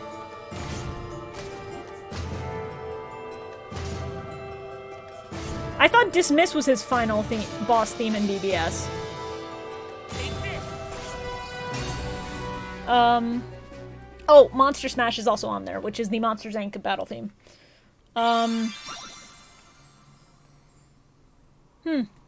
Interesting. Okay.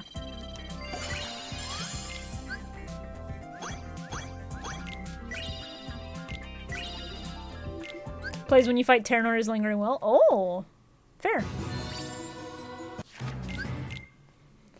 Alright. That should have had a cutscene of unlocking a gate. We're lacking in stars, I think. Dismisses when Aqua fights him. Oh, okay. That's... Alright, fair.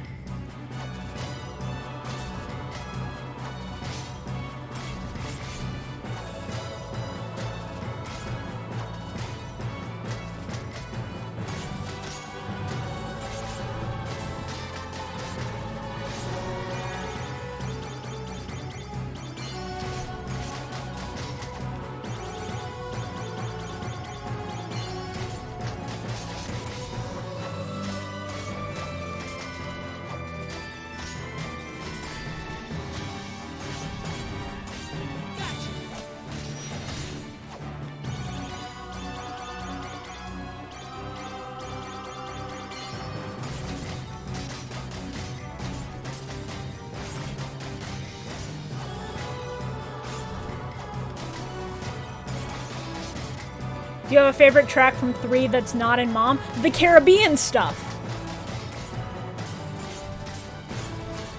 Literally, if you ask me what tracks would I want in Melody of Memory, anything from Pirates. Whether that's in KH2 or in KH3.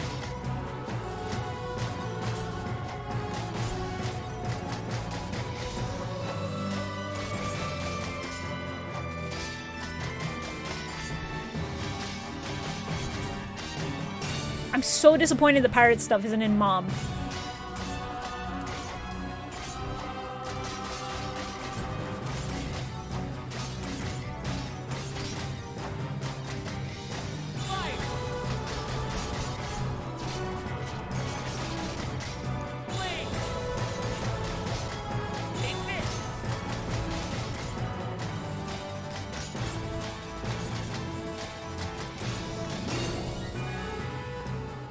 The storm should have gotten in, yeah. I didn't like the original Cage 2 Pirates mini. Most people don't. I do because I'm weird, and I'm not a coward. Fuck. I saw the treasure chest and my brain blacked out for a second in rage. Don't mind me. Okay. Anyway, it's time for the encounter. It's her. I wouldn't have minded some more obscure Disney songs. Give me Stand Out or Eye to Eye. Yeah. But A, they're not going to acknowledge Goofy Movie in here at all. B, you're not weird, you just have good taste. Can I get some Pog Royals in chat, please? Because Pog Royals would make me happy, given the bad chest RNG.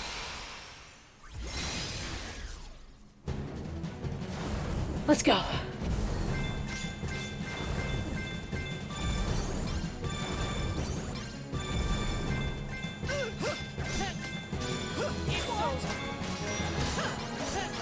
Also, this is the best version of the encounter, by the way.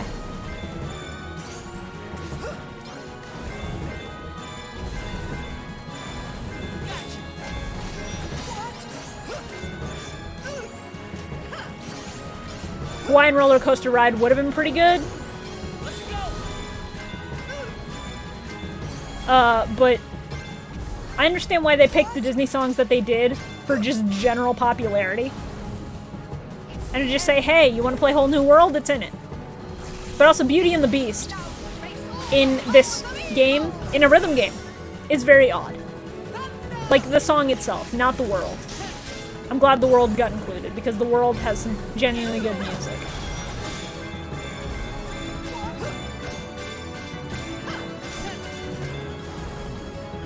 How are you liking this game? I'm hesitant to play it.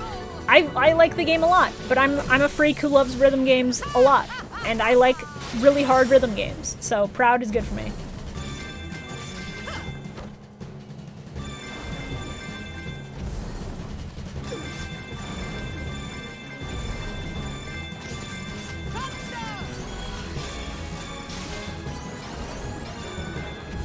I normally don't do that well on that part, so I'm happy with that.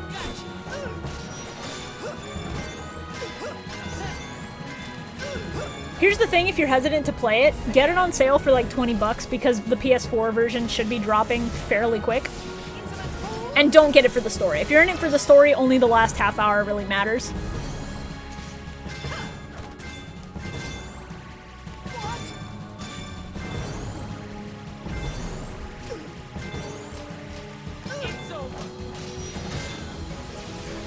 That's how I am, but I also don't want them ruining the Kingdom Hearts series.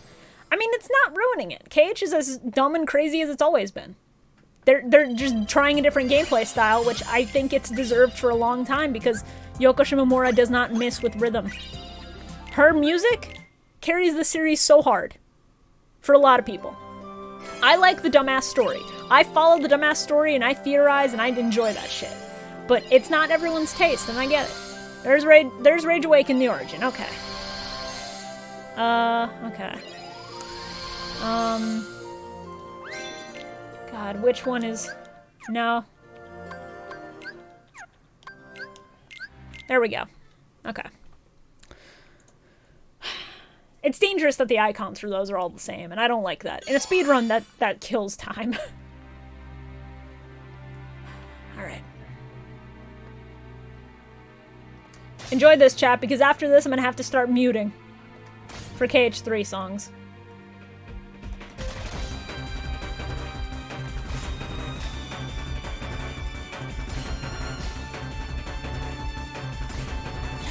Played every single game, including the mobile bullshit they just canceled. I mean, yeah, the last 20 minutes, this is the game that has the worst problem with that, because at least Union Cross is the overarching story of the Foretellers. And the Dandelions to rely on. And some people really like that plot, despite the gacha skin it wears, which is understandable, because that plot, when you get down to it, is a really interesting murder mystery. It's just locked behind a shit ton of bad gacha mechanics that are predatory, and have only gotten more predatory as time has gone on with the shitty VIP mercy rolls.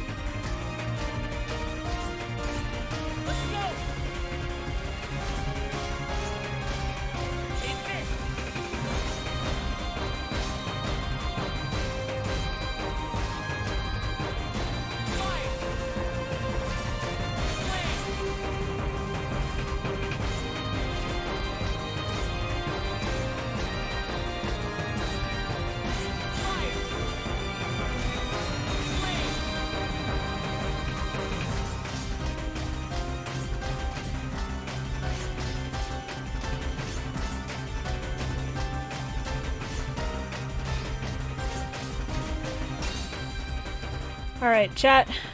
I'm gonna go ahead and start muting now. I will unmute the game once we are done with the Cage 3 songs that will get me muted. Actually, shit, I think Dark Domination might also be muted, but I'll at least turn it on for the final battle. Also, spoiler alert, I'm doing the final boss for the speedrun, so if you haven't done the final boss yet, please look away. Okay. So we start with You've Got a Friend in Me, we move up to... Oh. Never mind, I guess we don't have enough stars yet, which is fair, because I've fucked up a lot of stuff, so that's fine. We'll do one extra song and then we'll go.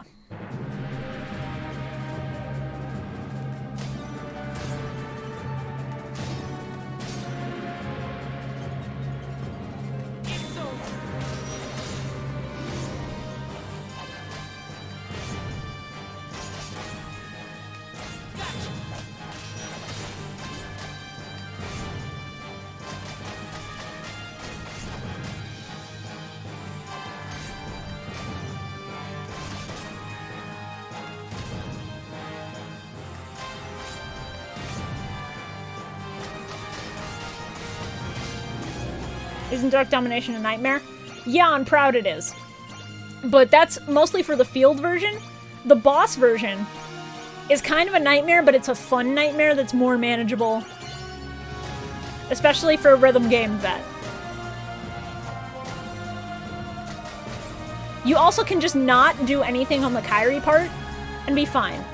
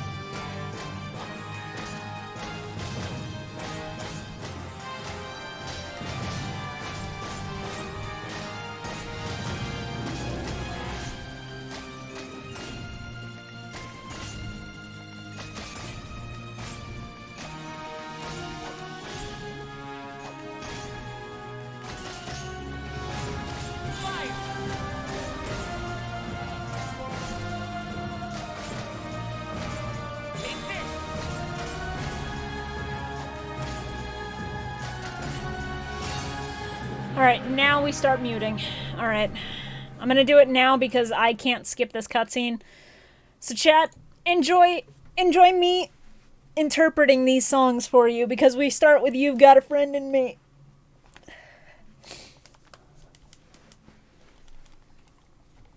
Alright, and that should be more than enough stars to get in, make up the difference that we lost earlier.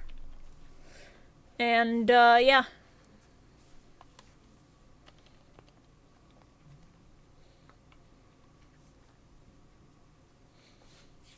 Okay, that'll be dismiss. Wait, this isn't in the list. What the fuck is going on? Huh. That is odd. I must have fucked up real bad somewhere along the line.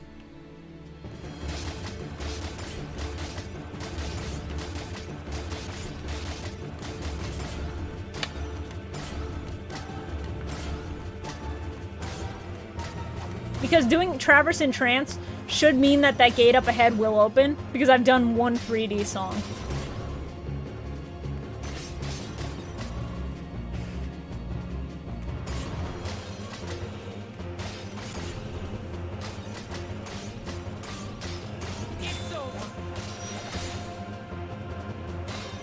They might have messed up on the list. I think you have to do dismiss. Yeah.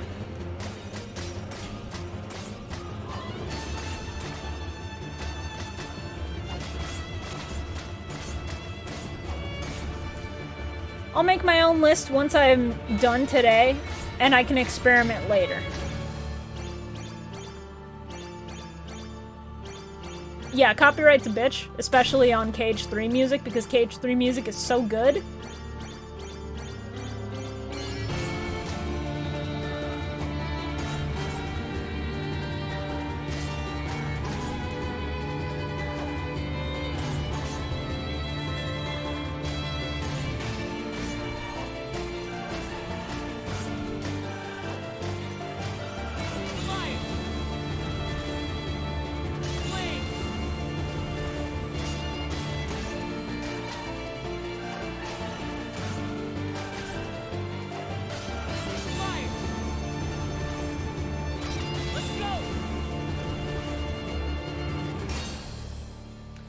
Okay.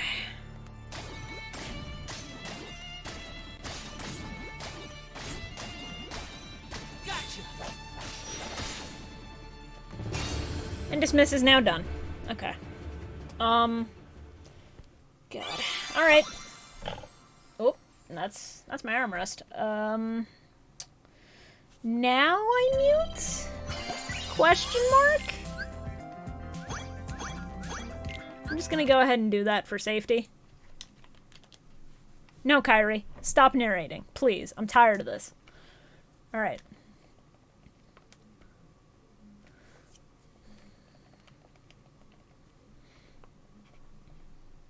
Okay, no. We missed a few stars, I think, which is the reason that gate took so long to open. So anyway, we're gonna start doing these. Sadly, you guys don't get to hear it, because KH3's soundtrack is real bad, and it's gonna get muted in the VOD anyway, and I don't want my voice to be muted when I'm explaining stuff, like, in the speedrun. No, I know how to do memory dives. Stop explaining this to me. Please. Thank you. You gonna sing them for us? If it doesn't throw me off, I can just do it. I'll do my best. But no promises, because if it throws me off my groove, then I can't consistently do it. Oh, God. You got a friend in me. You got a friend in me.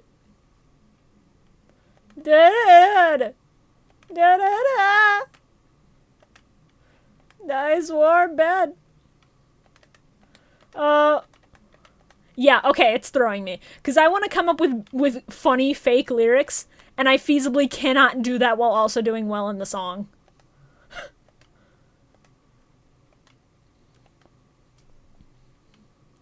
Da-da-da-da.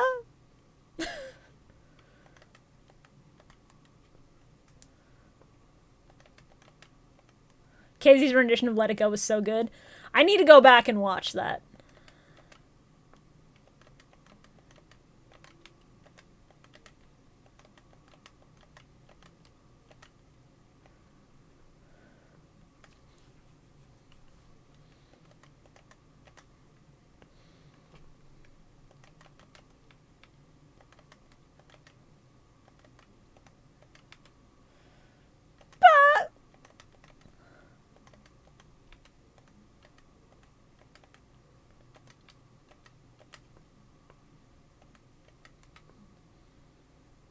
Something about friendship.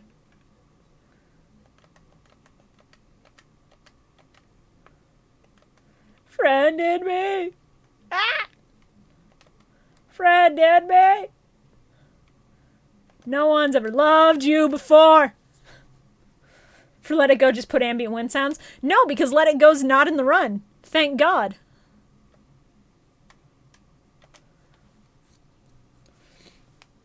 Let It Go not being in the run is one of the best things they could have done. So we have Toy Box, we have Tangled, we have Monsters Inc., and we have Big Hero 6. We don't need Frozen. Fuck Frozen.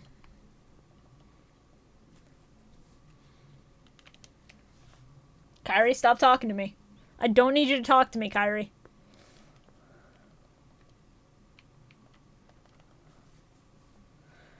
Oh, this one's a shame because Corona is my favorite Disney World, I think, ever in Kingdom Hearts.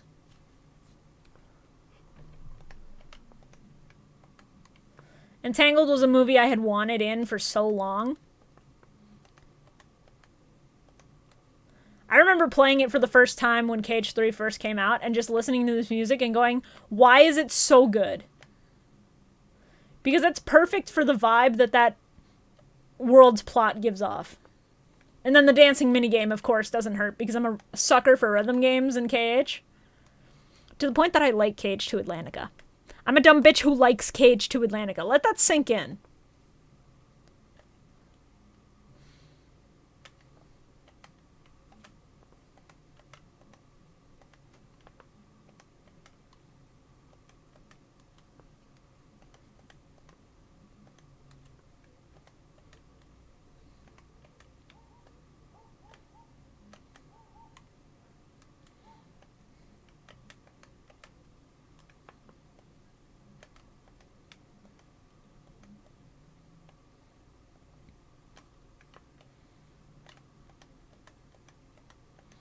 Playing KH3 for the first time was quite magical. Yeah. It's an experience I will never have again, and I'm so sad that I couldn't record it. But I had a Twitter where I was, like, posting my first reactions to stuff, so I do still have it documented in some way.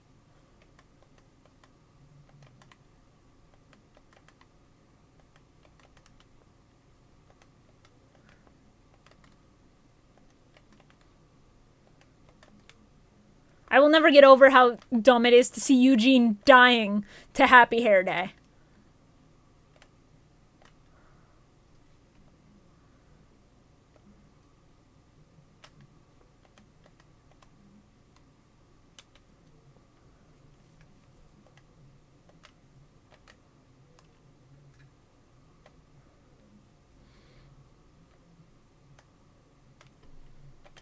Alright, song done. I watched Tangled for KH3 and I was shocked by how much I loved it. Tangled is a good fucking movie, dude. The one thing that people make fun of it for, which is fair, is how Rapunzel is freshly 18 and barefoot always, which is probably someone's kink.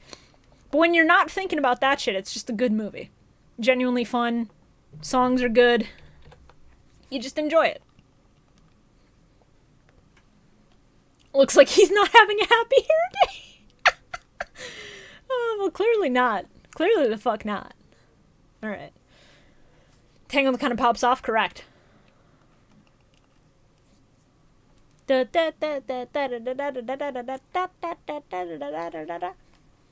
Monstropolis was so good, and Cat Sora is so fun. And Monster Goofy is so fucking stupid. I love it.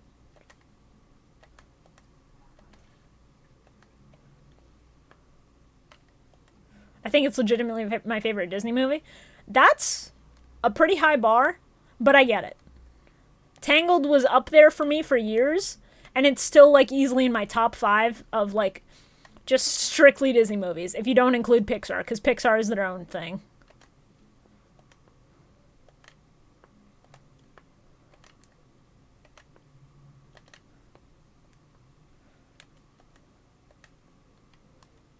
Yeah, seeing Boo was very nice. And the fact that, like, you have to take her around and Sully is so protective, very cute.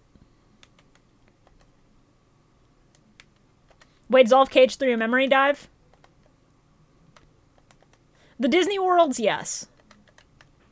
But stuff like Rise of the Union is not. Speaking of, we get to do Rise of the Union here, but I also cannot play that because that's gonna get muted.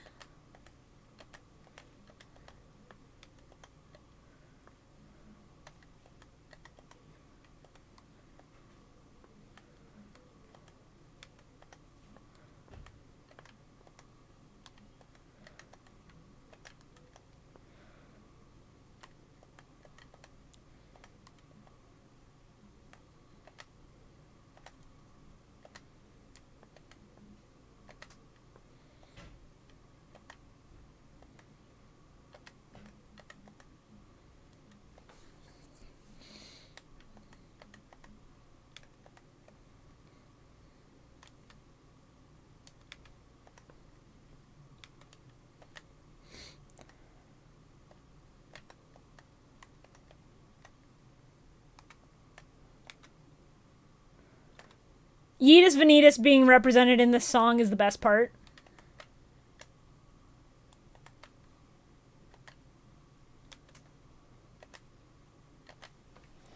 Alright. Monsters Inc. done. Yeah, there's 2 songs in KH3 that are not memory dives, and the rest are, because this game was developed alongside KH3, and also using KH3 graphics for this would have made it not run on Switch. At least I'm pretty sure. Okay. Now for Robot Overdrive. Hold on. Getting ahead of myself there. Okay. I'm gonna keep Dark Domination unmuted, but that's probably still gonna get hit by copyright. Also, can I say Robot Overdrive goes way harder than it needs to? Like, I like that it's so techy, and the fact that they got Takeharu Ishimoto to do it very good. Takahiro Ishimoto is very good at, like, the funky techno beats.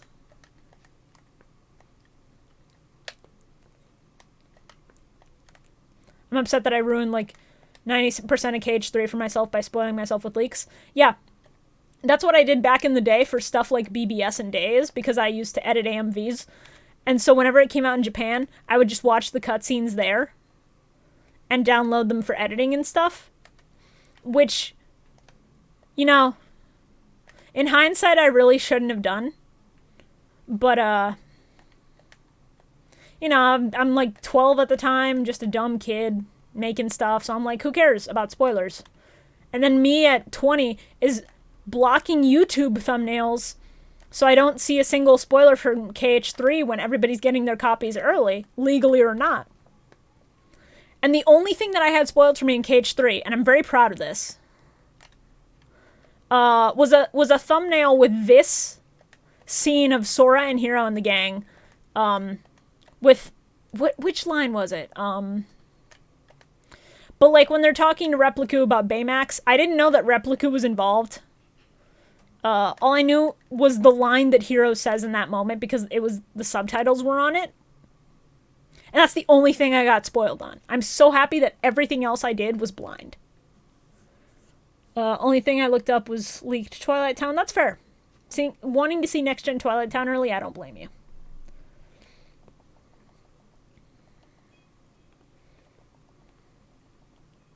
Okay. Let me skip. And then we're doing Rise of the Union. And once we do Rise of the Union, we should have enough to go and get to the last world. At which point I will unmute because Kairi is a theme that is not to be fucked with.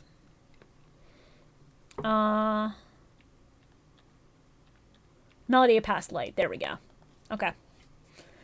I'm really upset I can't play Rise of the Union for you all because it's going to get muted. But this is one of the best ways that they integrated the beat map into the actual gameplay. They have a fucking heartless horde just running around. And they set themselves up for the notes you hit. And it's so good, dude. Whoever designed the beat maps in this game, that team, fucking kudos, because they like doing fun shit like this all the time. And I genuinely got emotional playing this because it was like 5 a.m. when I got here. And this song still hits different.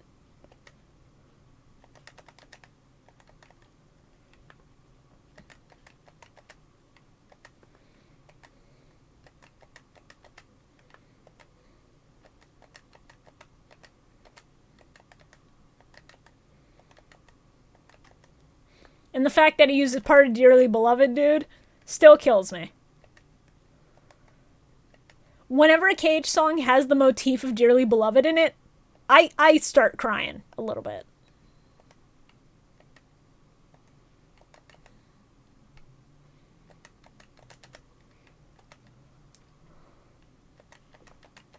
We can kind of hear the song because we can hear the buttons clicking.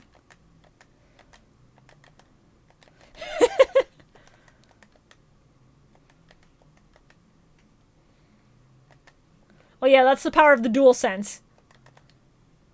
You get to hear my buttons clicking. Even when I have to mute the song for copyright.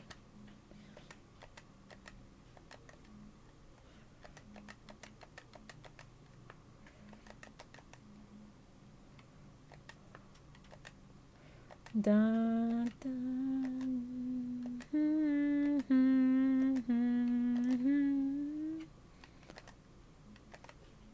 da, da, na, na. Da, da, da, da.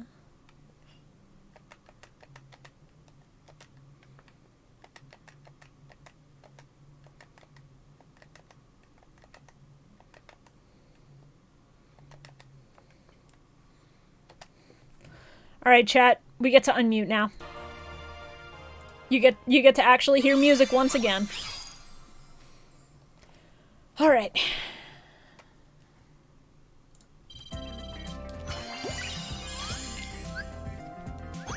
Also, chat, I would like for you all. Darkness. I would like for you all to start spamming emotes when we get into Dark Domination. Because, fun fact, I have the emote wall on this layout. So if you guys start posting emotes, they'll start flying. And I need you all to show your support as we get into the final gauntlet. Because I'm doing it on Proud. I'm just doing the whole final gauntlet on Proud. But for Kyrie, we get to take a short break. Because we literally don't have to do anything here. Oh, God. Literally, there's no score here. You can just not do anything. And the same goes for, I think, the part where you're collecting pieces of Kyrie, which is so nice.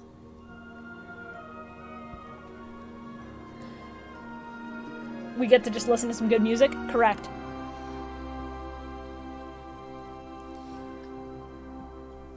Final World song is incredible. I'm probably just gonna start hitting just in case, because I'm a little paranoid. And this is still pretty chill. But I want to save most of my strength for Dark Domination, where I know it's going to be needed.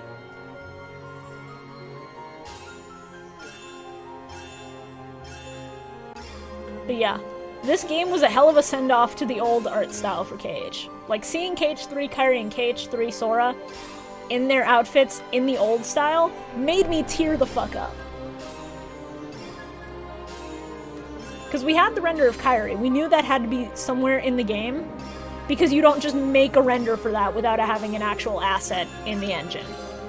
But KH3 Sora showing up in the old style was the fucking best, dude.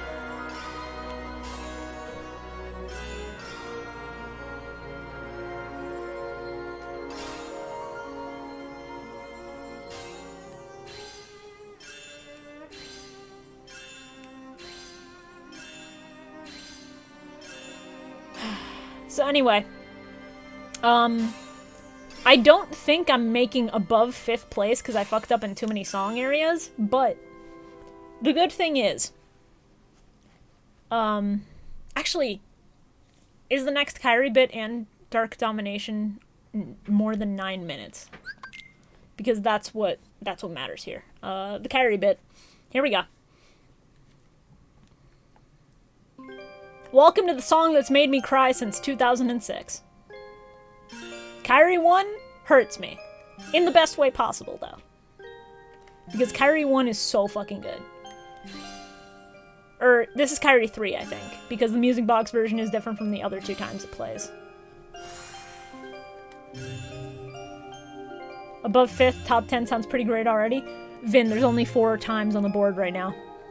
So I'll be top 5 no matter what. That's the bit. That's the bit.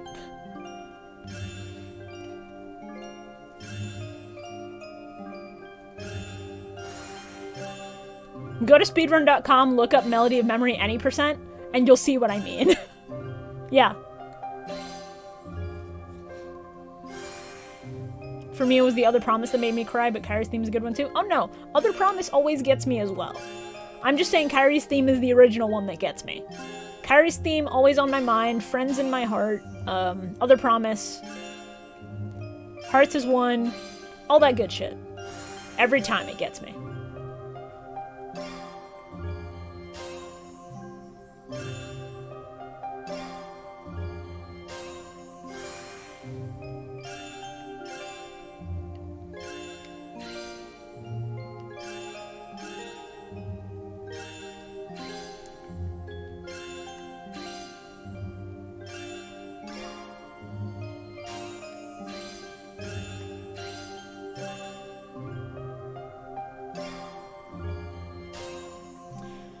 Alright, chat. As soon as Dark Domination starts, please lend me your energy with dabbing mushrooms, pog royals, Shibuya laughs, anything you got. Anything you have that is hype, drop them. Because I'm doing Dark Domination on Proud.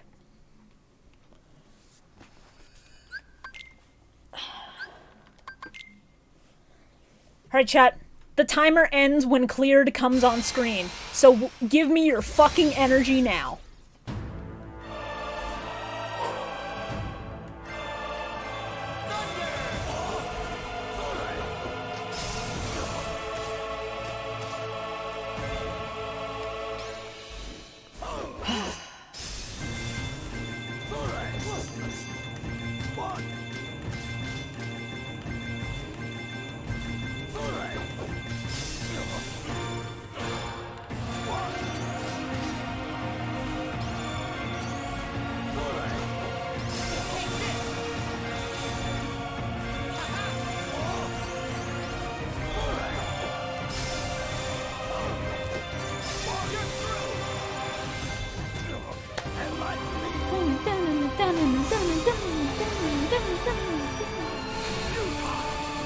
Oh god. Alright.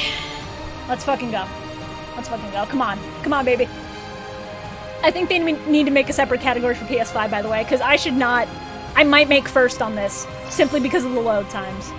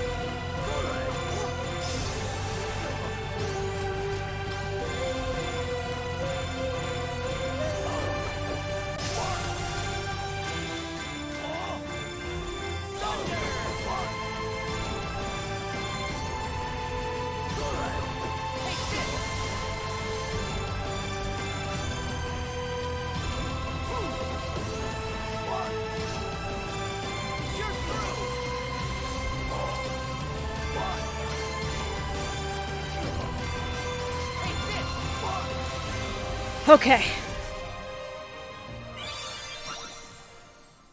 That's first.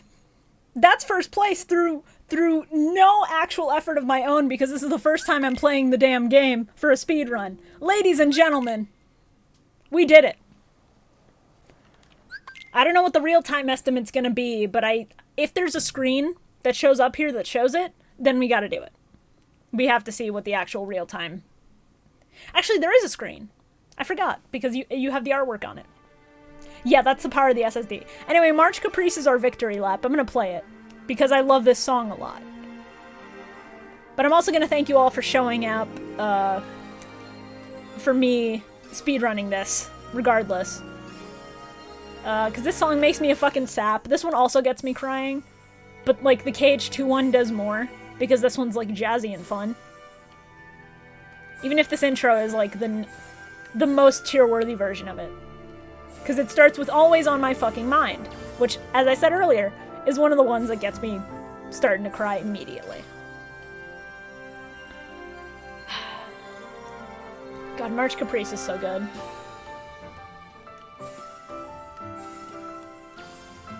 And then this version of March Caprice feels like such a good victory lap for the Xehanort saga.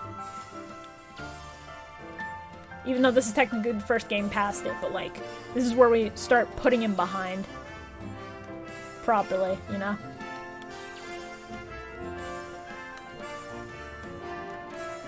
The music where they played the slowed down version of Yuzora's theme in MoM made me tear up.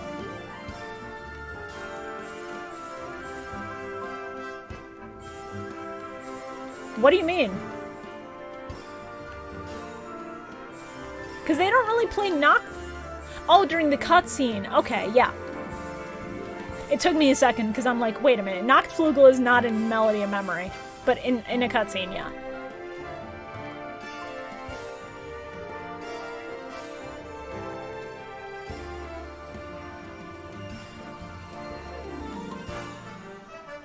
You go, Herc.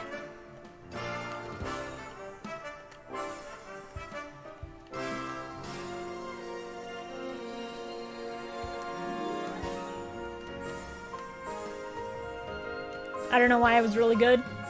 I mean, yeah, whenever they slow down a character's theme and play it, like, at an appropriate time, it always gets me.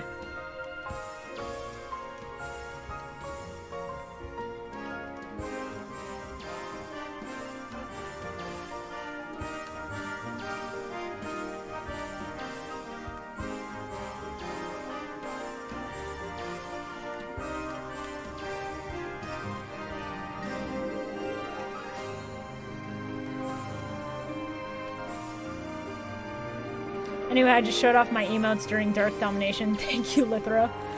That's fair. I appreciated the hype during Dark Domination a lot. I was seeing the emotes, and that was keeping me going even when I fucked up some of the double and triples. Congrats on first. Thank you. It's not deserved because I fucked up in a lot of places where I should have lost time. And I had to do a couple extra songs. So I'm almost certain that this is because I'm on a PS5. I'm gonna be completely honest about that.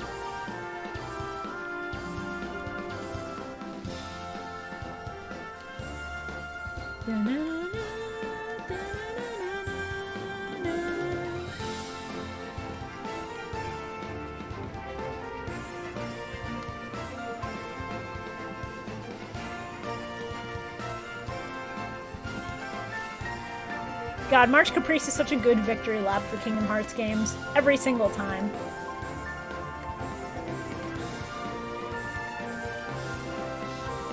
Oh hey, there's that kid we never saw.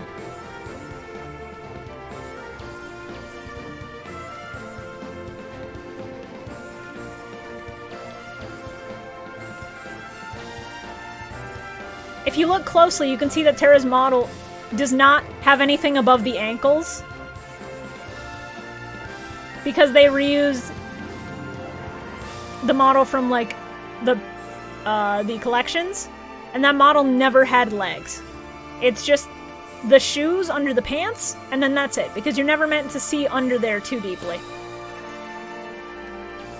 It's always been very funny to me how that's the case. You're welcome. You can't unsee that now.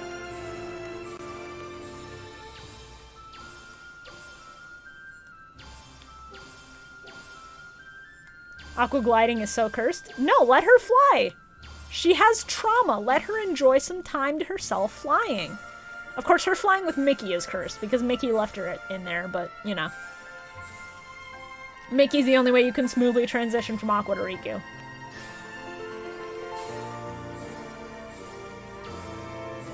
And then we have the lads. The funky little boys. Legs were left in lingering well. Fair.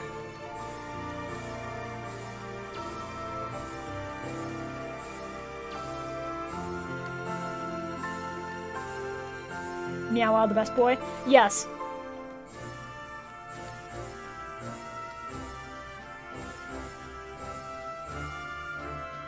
Michael must pay for his war crimes. Indeed.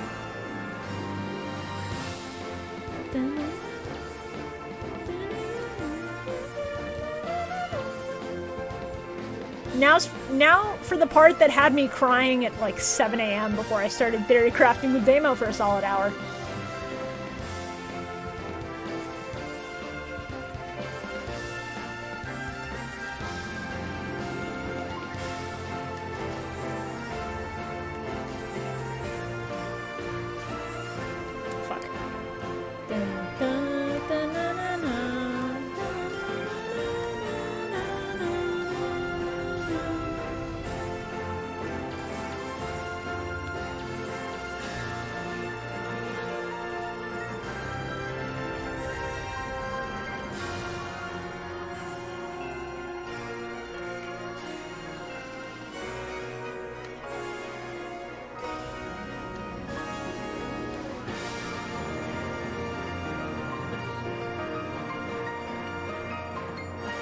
Besides Michael, which of the Guardians is most likely to commit war crimes? My money's on Kairi.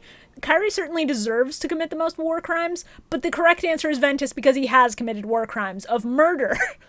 Murder of civilians. Of the people who are actually Guardians, I mean, we kind of know that Lee can and will do this shit. Alright. Please get the things off screen so we can appreciate the good art. Alright. Songs unlocked, baby. Okay, real time was 3 hours 2. Or no, real time was 2:56:38. In-game time was 3:02. Alrighty. I'm gonna go ahead and end the stream here. Thank you all for coming out. Let me see if there's anybody for me to raid.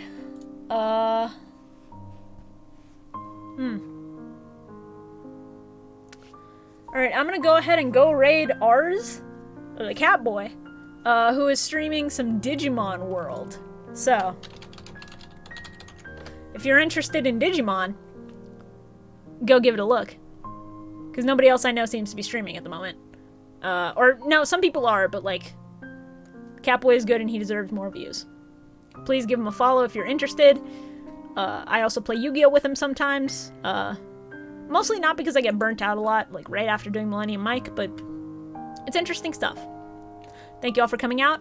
I will be doing more MoM speedruns as we perfect our technique.